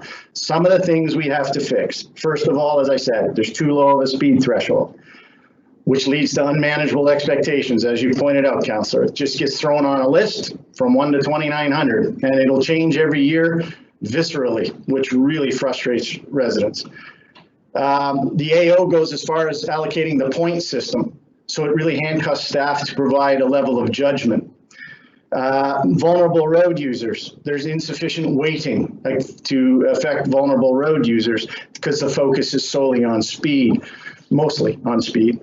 High speeding concerns, they do not get flagged in this. So if you have a low speed threshold, 85th percentile, but you have 3 or 4 breakneck speeders, we're not catching that piece. Although I will say we do work with our enforcement colleagues and police to try and take care of that. Community engagement altogether was removed from the AO, and we're finding all kinds of issues with that in terms of staff are really taking it on the chin in terms of, as we should, but really taking on the chin for those who are for and against traffic calming on a street. We used to petition for this. That was seen as clunky, and it was. We're going to go way slower than we are now. So that said. Another piece is the whole piece of policy alignment to the road safety plan. Your goal is to get 20% reduction in collisions, fatal and injury collisions. I can tell you they're not happening on these streets by and large, which is why we're going after photo enforcement in this plan. And I know there was something circulated that staff is studying it. We are not studying whether it's effective, we are studying about implementing it. So this is about an implementation plan, and the costs for photo enforcement aren't in the cameras as some people think it is, it's in the back end. How do you process the tickets, how do you provide evidence, and how do you enforce them? So that is a big piece of this. So we are recommending in this budget to move forward with that. And I do apologize for some of this information. My operating budget hasn't come to you yet, so you haven't seen a lot of the initiatives that are actually embedded in this capital plan. Finally, the last piece with the AO that's a problem is the negative impact on adjacent streets. This has really become a core community issue. It is wrong, and we're chasing the problem around communities to deep frustration. So if we put traffic calming on one street without looking at what's left and right, we've just pushed the problem onto the next neighbors. So there's a more holistic approach there. So bottom line is the AO needs a rewrite. That is going to take time. We are hoping to be back to you by next fall. So what should we do in the interim? In the interim, as Jacques has suggested, we would like to hear from councillors about their high priority areas. We believe we've heard from most. However, if you haven't got to us with kind of those key streets that aren't getting done, please do, because we want to make sure that your view of the community is, and your understanding of the community, which is better than staff's, is getting into this while we're in this period of I'll call it an ineffective policy direction. And you know, it is what it is. You live and you learn. Certainly it was a policy that was developed with the idea that there would be this prioritized list of streets. Where it fails is in the recapitalization aspects, because along came IMP and council said, hey, when you go down and recapitalize our street or go down and do overlays, do the traffic calming at that time. And absolutely that's what we're doing.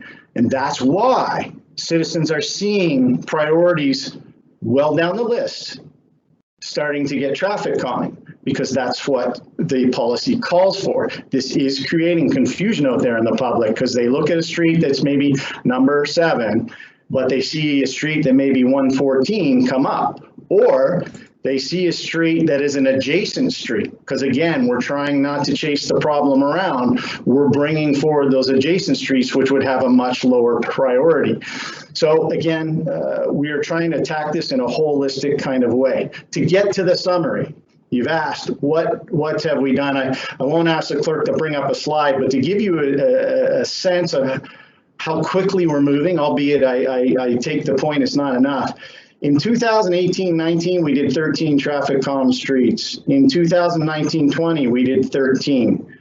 Last year, we implemented 30. And that included council's focus on school zones, where we did 10 school zones. So that's 20 streets plus 10 school zones. This year, proposed. So that means we've done 59, including all streets in the municipality, we've done 59 to date. We are proposing next year we'll get 52 done. That includes 42 streets plus 10 school zones.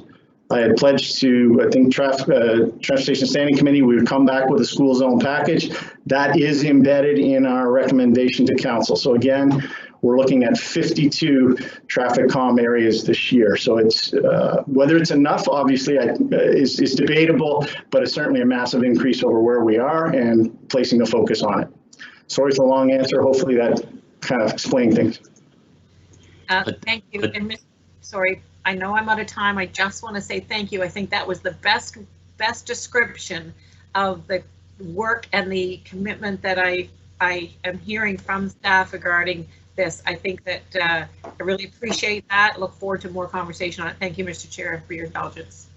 Okay, thank you very much, and thank you very much, Mr. Anguish, as well. Councillor Hensby.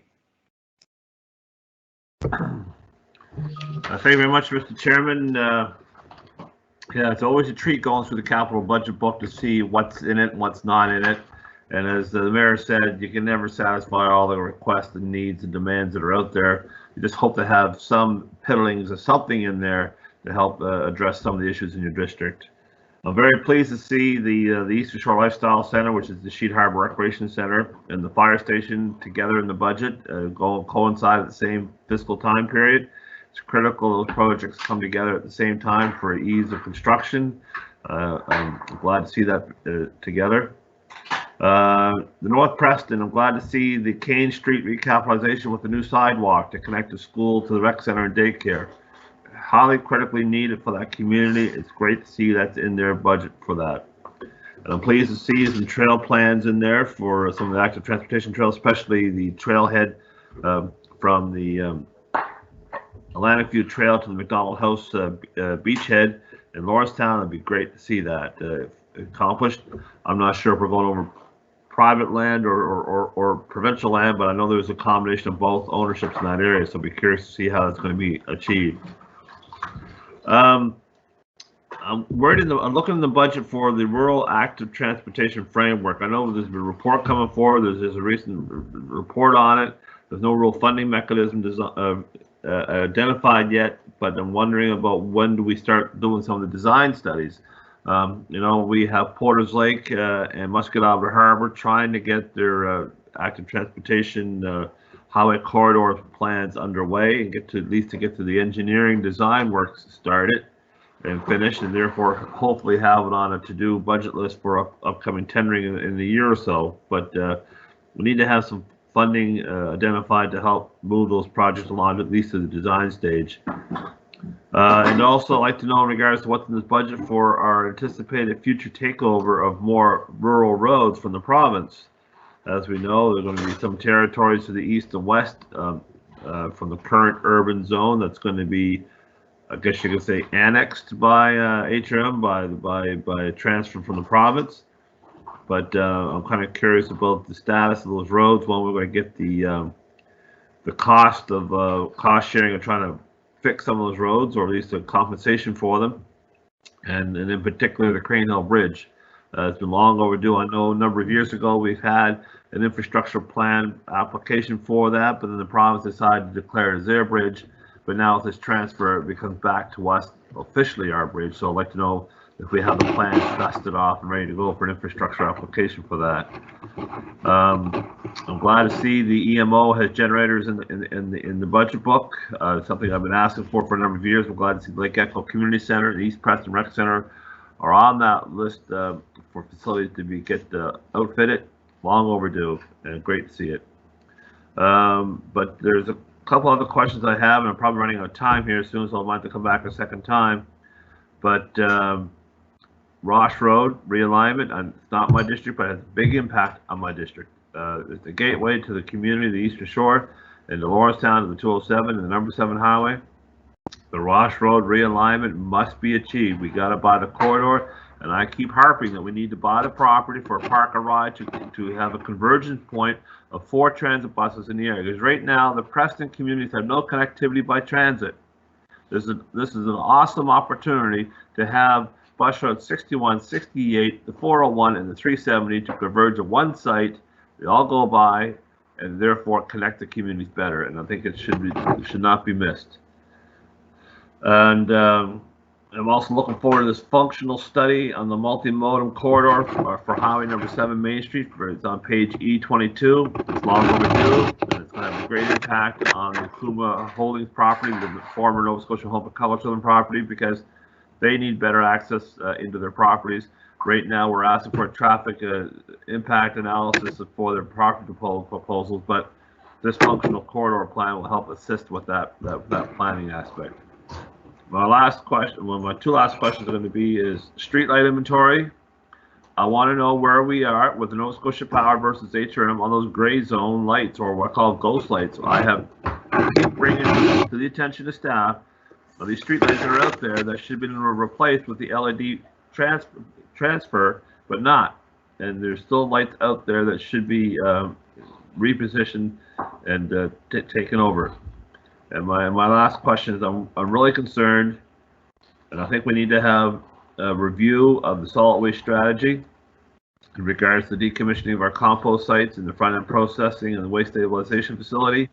I'm really concerned about that. I think that we need to have a full dialogue as council about a solid waste strategy in our infrastructure of facilities.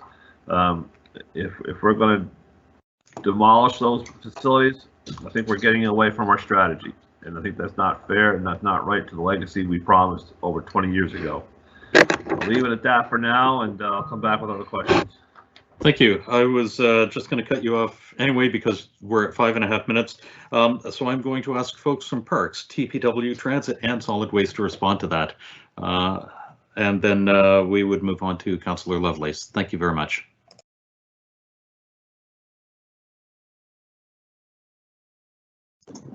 Well, I guess we're all not going to jump at once. All right. So Councillor, I wasn't listening. Can you play that back for me? Attempt at humor. I apologize. I'll call you, constituent. Clearly. Okay. Rural AT. So I've seen the draft report for the new councillors who may not be aware of this. Basically, rural AT, for lack of a better word, can only be enabled through LIC by current tax policy, fiscal policy. So staff is working on that report. It is action item 82, I think, in the IMP. We hope to have that back to council in about April, maybe May, depends. There's quite a bit to consider in this, not the least of which is tax policy. So it's a big move, but I will say of the planning that we're doing, it's very detailed and it will come with suggested priority areas. So we'll hit the ground running if council's happy with the policy. So that much is it's not a plan to get a plan, I guess is what I'm saying. All right. Areas 1 and 4, road transfer from the province. Again, 310 kilometers, lane kilometers coming to us from the province, June 1st, 22. In accordance with direction from council, we are working on modernizing that. Modernizing the agreement that governs the transfer, as well as looking at how the transfer will actually take place. I believe, Councillor, you mentioned the word compensation. That is not on the table at the moment, but obviously we'll be trying to get as good a deal as we can.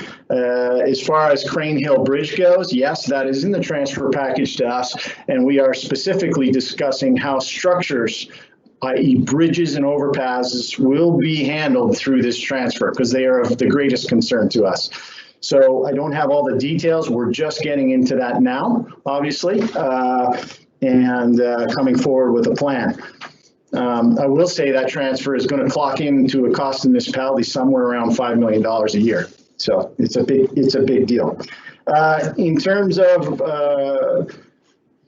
the light inventory, certainly through no lack of effort from Tasso and working with Nova Scotia Power, data transfer has been a real point of frustration.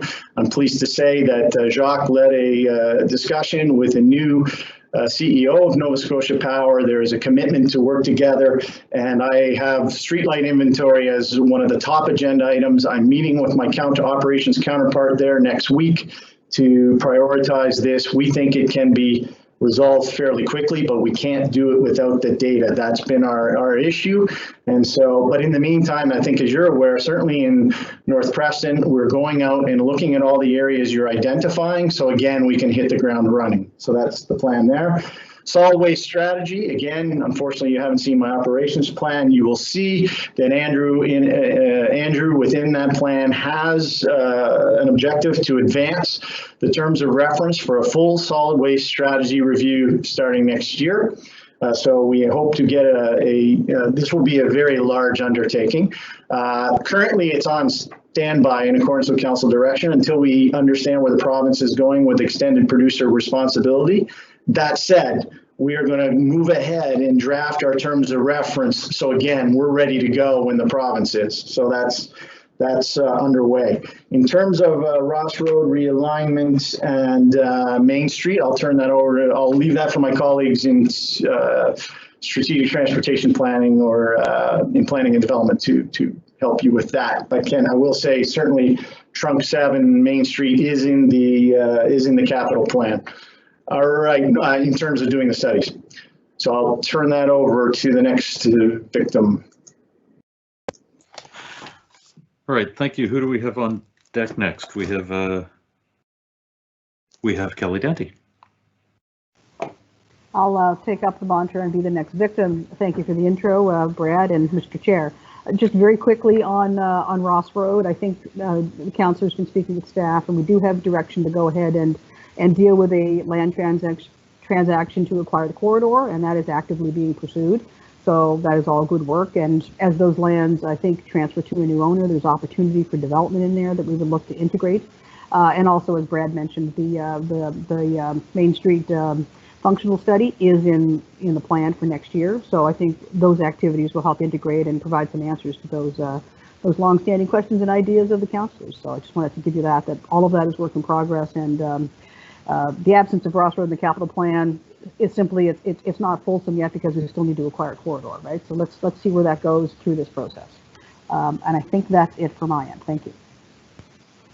Okay, thank you. We also have, I think, Parks and Transit were mentioned in David's list. Go ahead, Denise. Actually, the question that I caught from Councillor Hensby was on the rural active transportation, which falls under TPW, and Mr. Anguish has already responded to that. So unless I missed something else, Councillor, I think that's covered. Okay, thank you.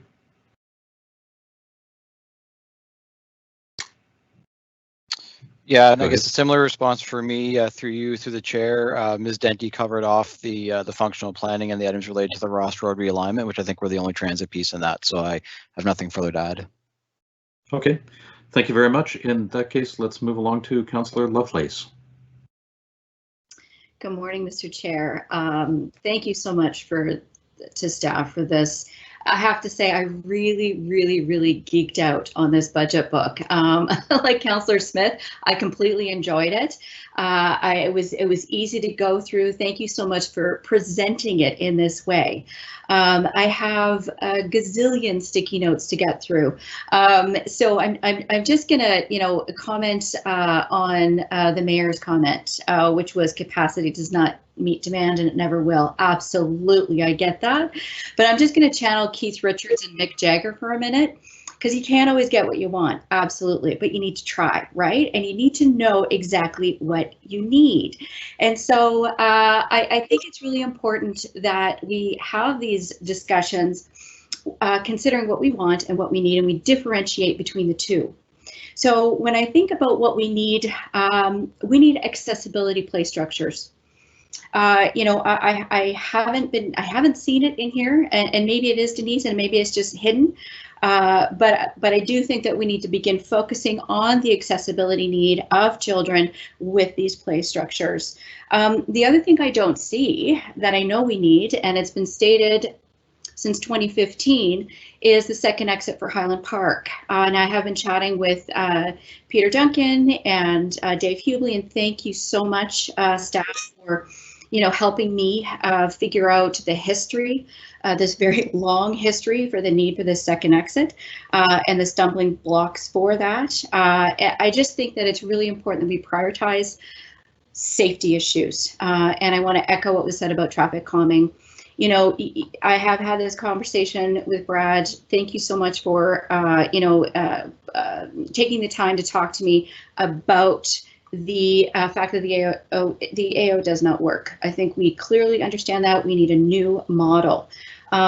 Street lighting inventory, thanks, Councillor Hensby, that was on my list as well. The Provincial Roads download.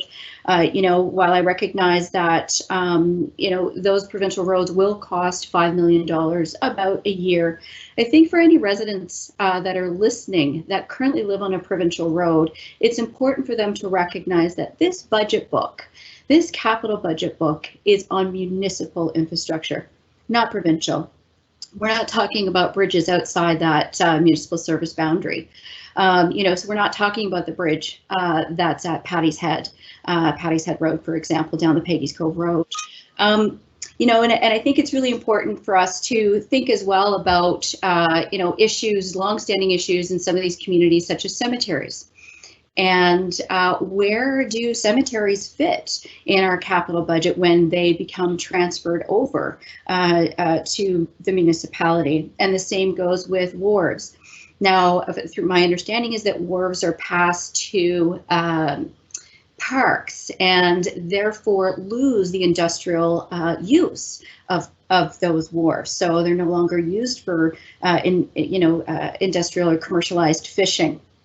I have a question about green bins, and are we as a municipality providing free green bins as replacements, or is there a charge to residents? I am also very curious about rural active transportation. Thank you, Councillor Hensby, for raising that. And I guess the other thing that I wanted to address is just, Brad, on page H2. With regards to the landfill, I noticed that there is just a typo with regards to the cost of that, and I understand that the silt sludging that takes place at that landfill. I'm wondering, how often are we doing that? Is that once every 5 years, once every 10 years? How long will that work at the landfill continue? And I have a question in regards to the red light camera study and whether or not that is a capital charge or should it be an operations charge. I'm probably over time, but I have a lot more stickies to go through, but thank you so much for the opportunity to ask these questions. Okay, thank you very much, and over to Denise for real this time. I will start with some of those answers. In terms of accessible play structure, so you would see, Councillor, in our parks renewal, we do replace a number of playgrounds when they come to end of life.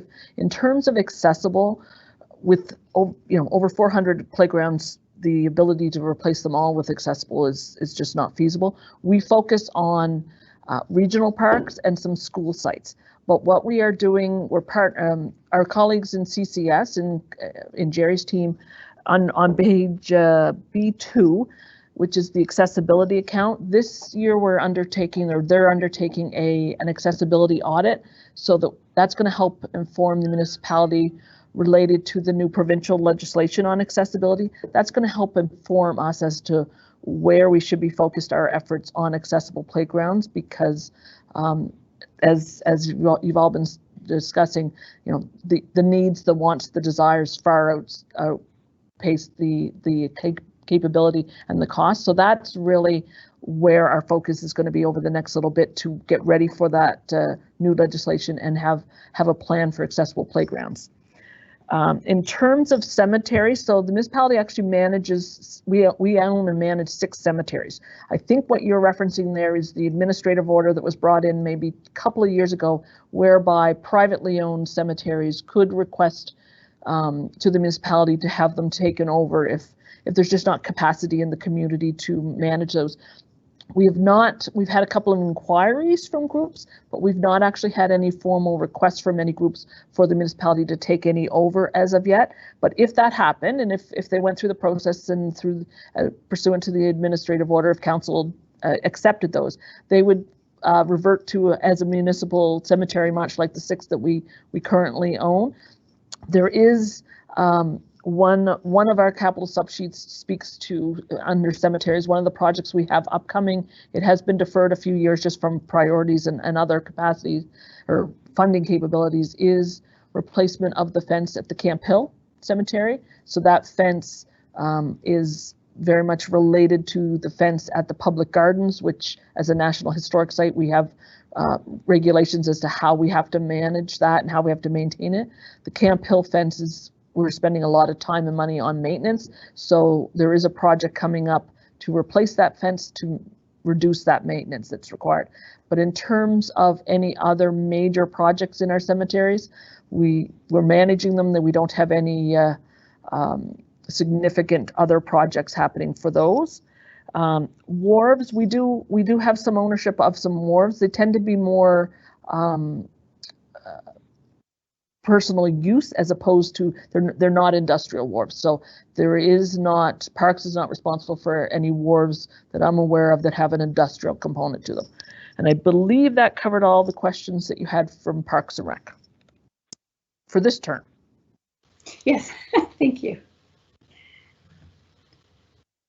Okay, thank you. I'm not sure.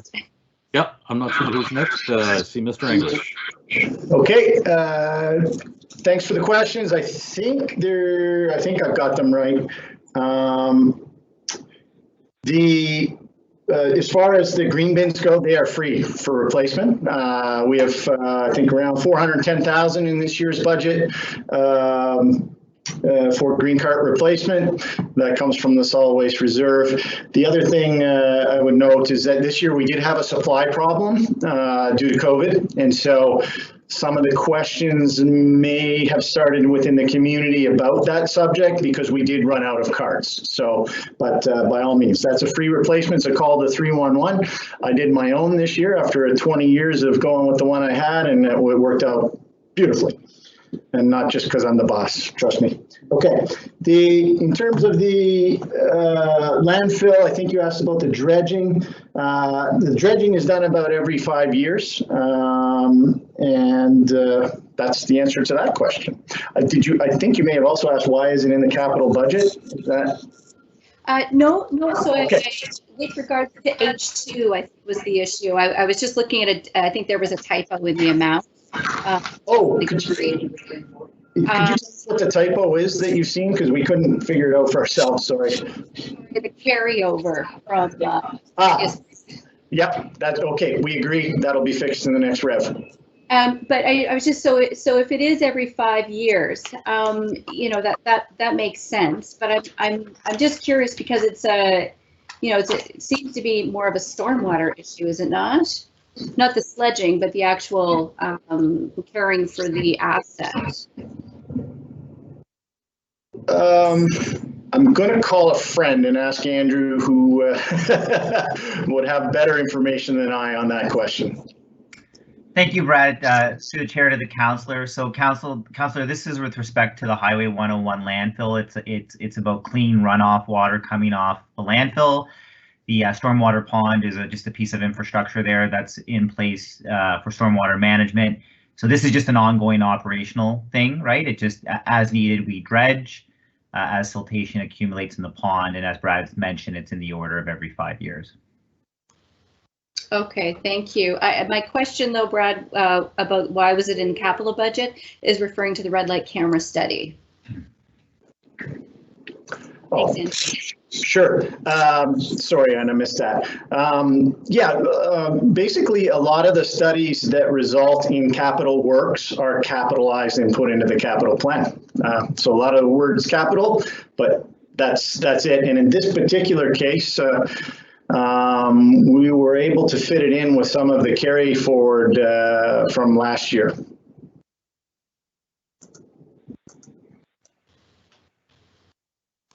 Okay. Great, thank you. Thank you very much. Councillor Blackburn.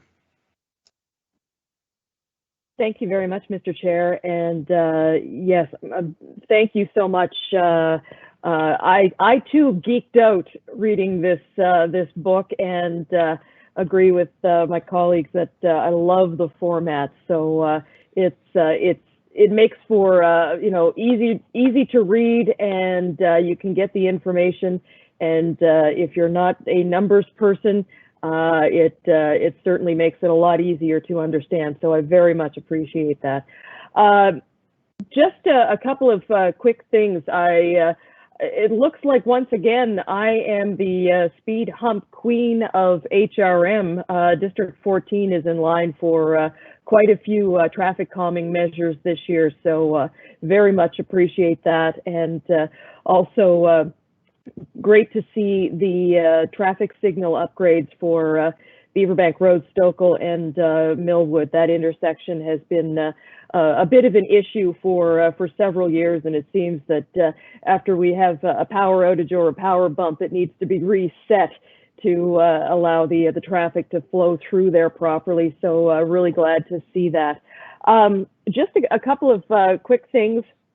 Wondering where we are with the Lucasville Greenway and that project, and when we're going to start seeing that in the capital budget book, and also looking for an update on, and these two might be related, I'm not sure, the Margison Drive master plan and the Margison Park and Ride. Just wondering if Transit is planning to breathe new life into the Margison Park and Ride. Thank you.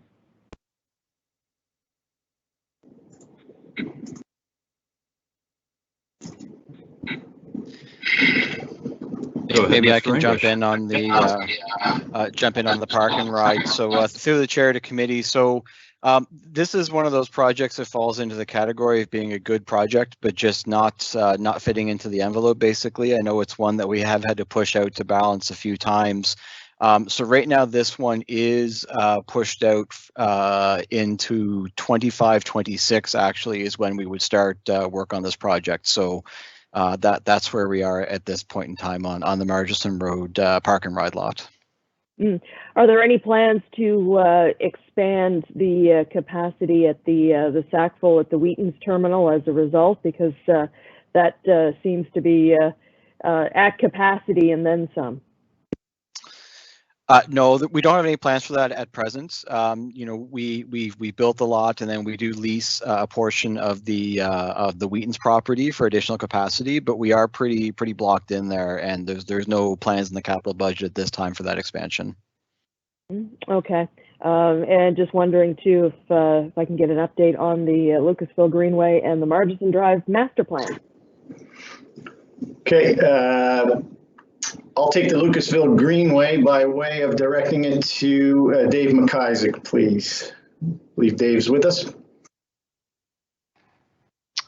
Sure. Good morning, Councillor. Through you, Chair.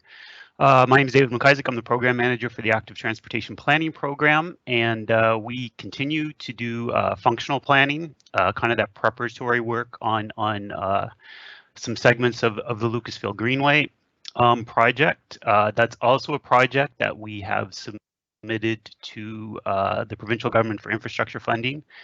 And in our capital planning, budget planning timeframe, it's still a little bit beyond that 4-year kind of totals that you're seeing there in terms of when construction could happen. But it's still, you know, a very active project for us, and I think one of the key factors in terms of when it gets built will be, you know, hearing back on the success of that infrastructure application. But continuing to work very closely with the community group there, and trying to get, you know, the project as shovel ready as possible when we have the funding to build it. It's an important project, but I think, as you know, it's a fairly expensive project too. Yeah. All right. No, looking forward to the 2027 and the 200th anniversary of Lucasville as a community. Thank you. I see Kelly Denty has popped up. Go ahead. Thank you. Good morning. With respect to the Murchison master plan, yes, we are actually working on that with planning staff. So we were working with a local developer there relative to some background studies. So that work, as I understand, is advancing. I think it was slowed down a little bit while we kind of understood what we needed relative to study, but that work is, I understand, back on track. So I can probably give you a bit more detail kind of offline to this, but it has a bit of momentum. So just wanted to, that's all I can offer at this point. Perfect. No, good to hear. Thank you very much. Thank you, Mr. Chair. Thank you very much, Councillor Cuttle.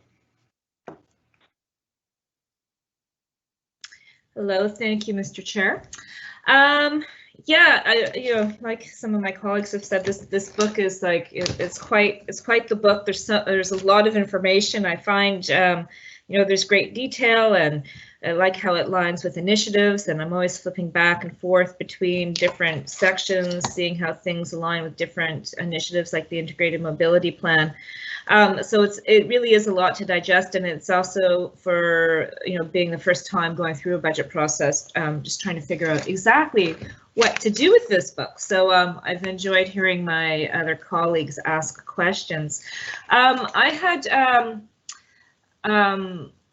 one question about the Herring Cove functional plan, and this has a little bit to do with even how this book is laid out. So when I look at the Herring Cove functional plan section, I mean, that still hasn't come forward yet. It says it was completed in 2019, but it actually, I don't think it's completed yet. I think we're still waiting for that. And I'm looking at the budget for that, and I see that the total estimated project cost is $27,600,000. And I'm looking at the budget over the next 4 years, and I'm thinking, like, that's a huge gap. And I see that the same thing is done on several other projects, but this one in particular is important, I believe, because there, as you note in here, that there has been a large amount of approved development in this area, and there's a need already for a functional plan. So I would, I'm just wondering if you can talk a little bit about how we get the gap between this, you know, the where we are now and where we need to be, and what the long-term frame for that is, because I think it says end is December 30, which I'm assuming is 2030. But again, there's that huge gap. So if you could just talk a little bit about that, that would be great. And then my other question has to do with traffic calming. I'm happy to see that a beacon is budgeted for Herring Cove Road and Woodcrest Avenue, where there was that unfortunate accident earlier this year. And when we kind of talk about speeders in our neighborhoods, you know, even though I know there haven't been fatalities in all of those neighborhoods, it's we don't want the fatality to happen in order to justify the action. So I'm really happy to hear that there is a new approach that is being developed right now to dealing with traffic calming that is considering the impact on adjacent streets, where priority areas are, and kind of, you know, rethinking this whole issue. But my question is, in this budget, when I look at the list of traffic calming initiatives, I'm wondering if those have been identified based on the existing AO, and when that would be my question. Is this based on the existing AO? Because one of the things I note is that there hasn't been a traffic calming initiative in District 11 since, you know, you started tracking them back to 2017. Meanwhile, there have been, and Lisa, this is, you know, I'm glad you're the speed hump queen here, but you've had 14 already since 2017, and you also have another huge list of projects coming forward. I was originally told that District 11 doesn't have speeding issues, which I can assure you is just simply not true. We have speeding issues just as everybody else does, and I'm just wondering, like, I don't know how to get this prioritized, but the fact that District 11 has had 0 since 2017, and I still don't see, unless I'm missing it, I don't see one in here. I'm just wondering if you can explain to me how this list was put together and how we can address, you know, how things might be addressed differently in the future. Thank you.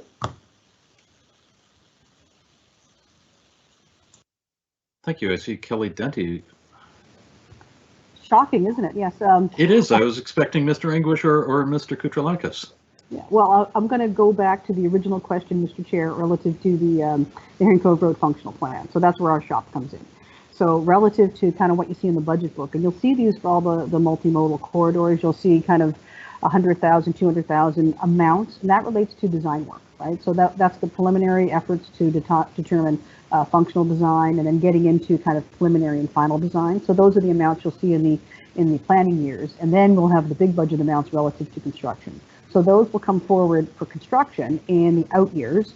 You know, we've got requests in through the Investing in Canada infrastructure plan, and that's into the province, and we've made our list aware to them back in September, so they would continue to work with the federal government on those projects that we've identified.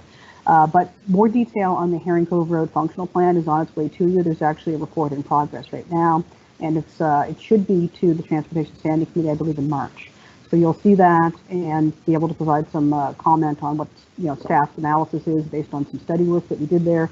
We'll go to Regional Council for direction, and then based on that work, we'll be able to go ahead and program and plan the construction, which of course will occur in phases. We'll be doing it in segments, and that's what happens with those long corridors. So just wanted to give you that frame of reference for Herring Cove. Thanks. Thank you. And if Mr. English or Mr. Kutralakis? Yeah. Yes, in terms of the traffic calming, yes, staff is following the AO. Where there is some judgment applied is solely in very low priority standalone projects that may be coming up for recapitalization. So again, the list of streets to be traffic calmed in any year, there's a number of factors that go into it, but essentially we're going down the traffic calming list that gets prioritized. We call that the standalone list. That also then crosses over into the complete streets thinking as we build our recapitalization plans for streets. We use the priorities as determined from the list, and if it's not on the list, but it's up for recapitalization, we go out and do the work that we would for traffic calming for any other request. And then we basically prioritize and determine to put in traffic calming. The only streets right now that would not be getting into the recapitalization side of things would be streets with a very low 85th percentile and speed. And the reason for that is because there is no real benefit. To your point about speeders on every street, yes, the question becomes right now the AO does use the 85th percentile speed. Staff is looking at that with other municipalities. That, as I said before, will not necessarily catch. That approach will not necessarily catch the very low percentage that may be high flyers down that street. So that is a factor, and that is one of the things we are concerned about in the current AO. In terms of why District 11 hasn't seen it, while, for instance, Councillor Blackburn's district has, again, this shines a light on another thing I pointed out earlier, is the presence of pedestrians or vulnerable road users. This needs to take on a bit of a, it needs to take on more weight in future analysis because what we're seeing is there is a bit of a bias in the way the traffic calming is rolling out to the outer areas of the city. So in the suburban areas, so suburban and pseudo-rural areas. So that's the answer with that. Oh, sorry. And in the meantime, as I said before, if you have streets that you wish to have look at, please ensure the staff is getting that list so that we can start to push that into our analysis as we move towards a new day with a new AO. Thank you. As you can imagine, I am disappointed to see the lack of any traffic calming in District 11 this year. I will send you that list of street priorities. I think I've given you a couple, but I'll give you the full 5. And if I can, do I have time, Mr. Chair? You're at 9 minutes. So if you wouldn't mind coming back, yes. Thank you. Okie dokie. Thank you. Thank you. Now, a number of councillors have made mention of a budget book, and this is a book that has been given to all of the councillors. For those watching the presentation along, you're able to get a copy of this on your own. If you go to the page on the HRM website that has the agenda for this meeting, there's a link at the bottom of that called Supplementary Budget Information that will take you to another page on the HRM website that talks about the budget planning process and the schedule and everything else.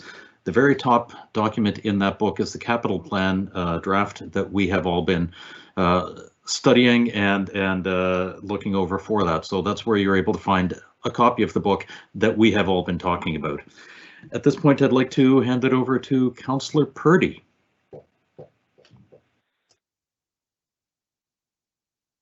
Thank you. Thank you very much.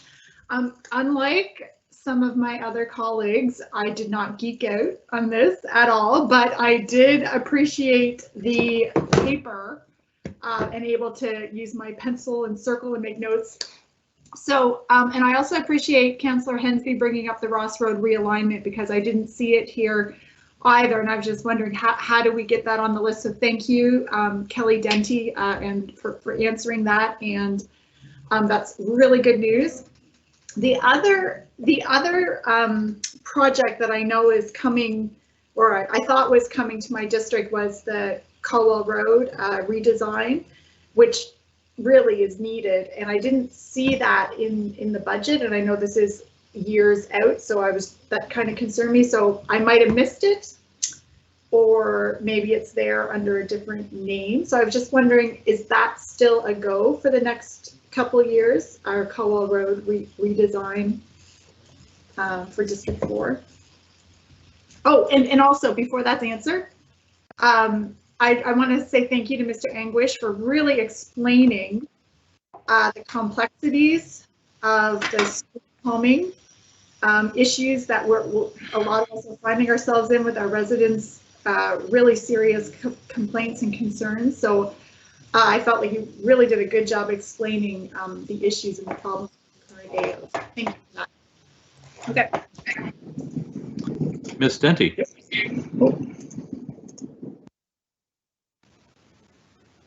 No, my apologies. It's actually Mr. Anguish. I turned my camera on too quickly. It relates to Brad was saying we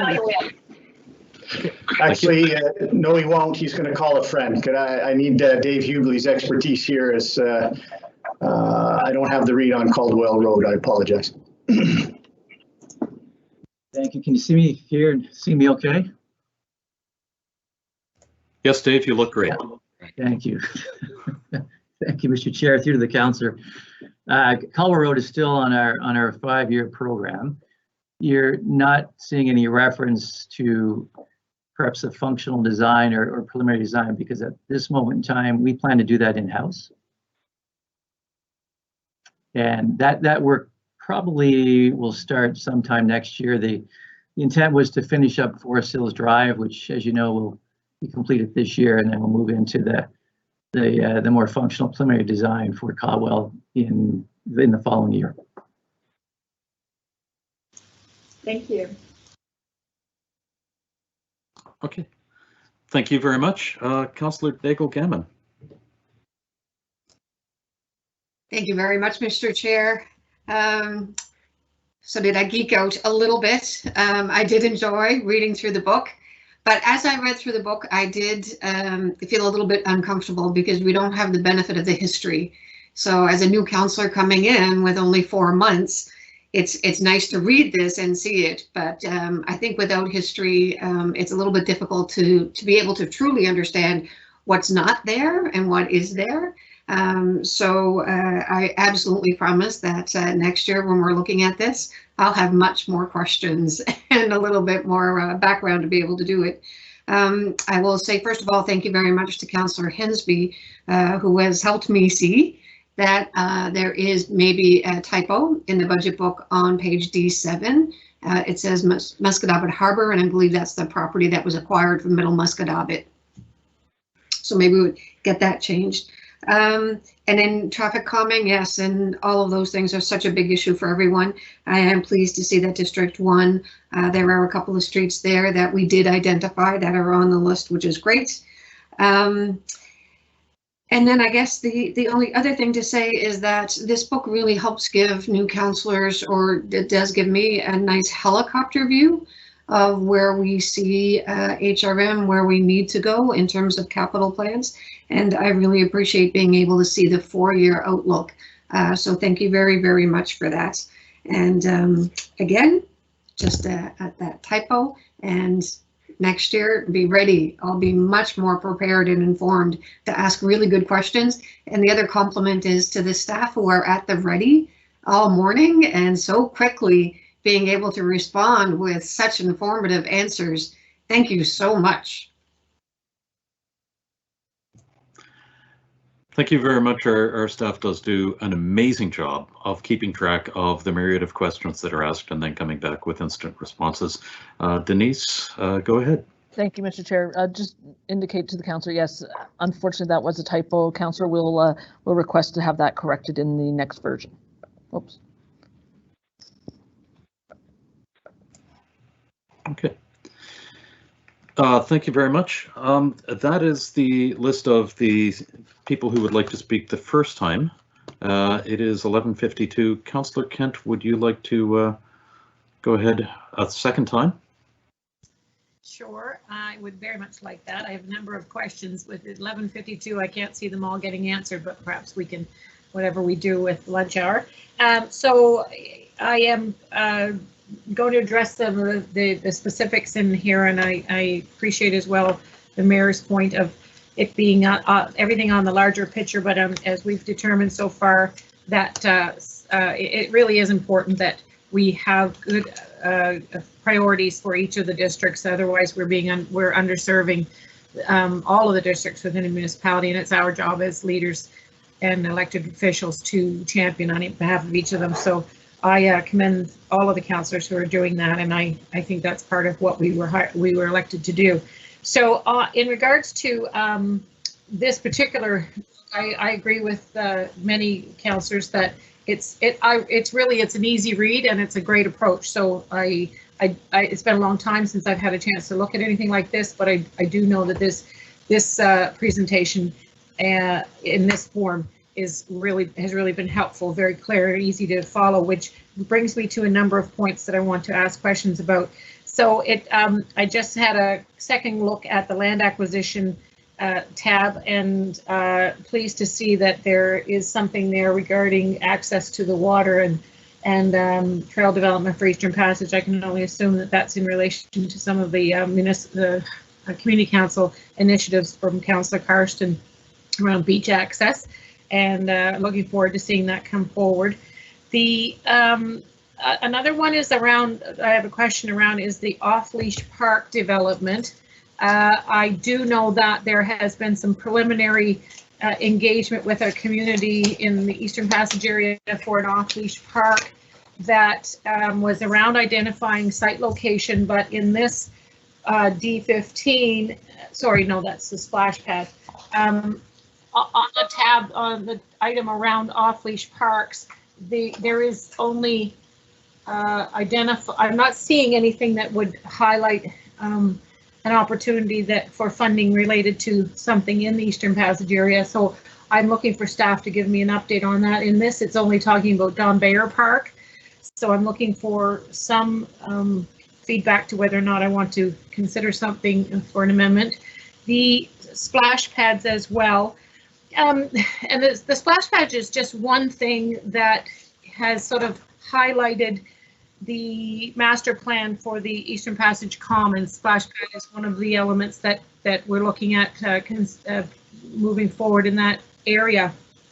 I did have a conversation with staff, a preliminary on this, and I was a little discouraged on the potential for something a little more concrete coming forward in this coming year. I do know that there's some lateral changes and drainage studies that are happening, which I think are very, very important for the area because it is an area that needs that. But when I see in something like the splash pads, and I can think about the there's a gazebo, there's you know, trailheads, there's a number of trailheads all leading into that particular area. There's many ways, many elements that could be moved forward. So I'm just wondering if you can give me an update on how we would potentially see budget items come forward for the master plan for the Eastern Passage Commons in future years. If not this, but this budget year, I would like to know a little bit more. Also, on if the contribution from any district capital funds that might be approved this year, if that would create an opportunity earlier than anything past this year to do another layer of investment in that Commons plan. I'm really, really pleased to see. Councillor Kent, if I can cut you off, you're now at 4 minutes and you have 3 minutes to speak the second time. I'm just wondering if we could have staff respond to what you have already brought forward and then ask you to come back again. Sure, thank you so much. Sure.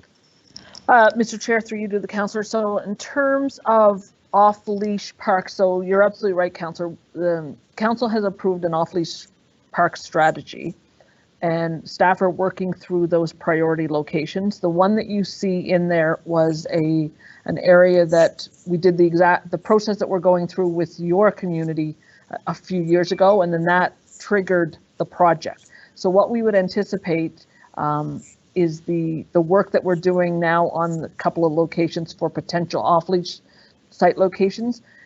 Once that work is completed, the consultation is done, the preliminary design is done, that would then trigger funding in a future capital budget. We don't put the money in until we scope out the project, essentially, because it's otherwise it's as the CAO was mentioning at the outset, we want to budget the money in the year in which we would spend it. So that is why you don't see you see for off-leash, you see 200,000 in a future year, but that really is one of those years that we would refine that number once we have more information on locations. It's a similar process for splash pads. So we have the long-term aquatic strategy that the council approved, and it outlined areas where we should be focusing on for regional splash pads. It also spoke about so the priority was to get some regional splash pads in place, which could serve multiple districts. That it also, from a medium term, gave us some direction on what we would call neighborhood splash pads, so smaller locations. But right now the focus is on the regional ones because they will serve more people. So the one that is in here now is the location that council approved last year, which was on the Dartmouth Common. And then as the work that we're doing, you're absolutely right. We've got to do some initial drainage work on the Eastern Passage Common to be able to address that so that we can explore some of the components that were in the master plan. In terms of the master plans, any of the park master plans, those are approved by council. The implementation is phased over future capital budget years when the assets are ready for replacement, as opposed to an initial piece of work. But in terms of Eastern Passage, because there's some drainage concerns, we have to get that addressed before we can look at doing any of the components from the master plan. So hopefully that covers all of your questions. Land acquisition, yeah. Oh, sorry, land acquisition, yeah. So the land acquisition, so that account has very high level. We don't outline the specifics because, as council would imagine, we don't want we negotiate for land acquisition. We don't want to necessarily specify exactly where we're looking to purchase land and what we're willing to spend, because that reduces our negotiating position. But the councillor's absolutely right. We have a remittance back to council, a report regarding potential water access, and that would be tied into this account, depending on what council's direction is. And it is also that reason that any property matters are handled in camera. Correct. So at this point, it is 12 o'clock. I would like to break for lunch and resume at 1 p.m. So over to the clerk. Are we coming back to the same meeting or a different meeting, or?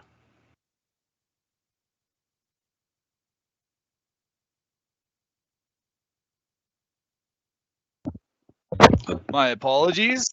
We are going to the afternoon session. It is a second invite in your calendars for 1 o'clock start. Okay, so we are off for lunch. I look forward to seeing everybody back at 1 o'clock, and we will be starting with Councillor Lovelace. Thank you very much, and have a great lunch.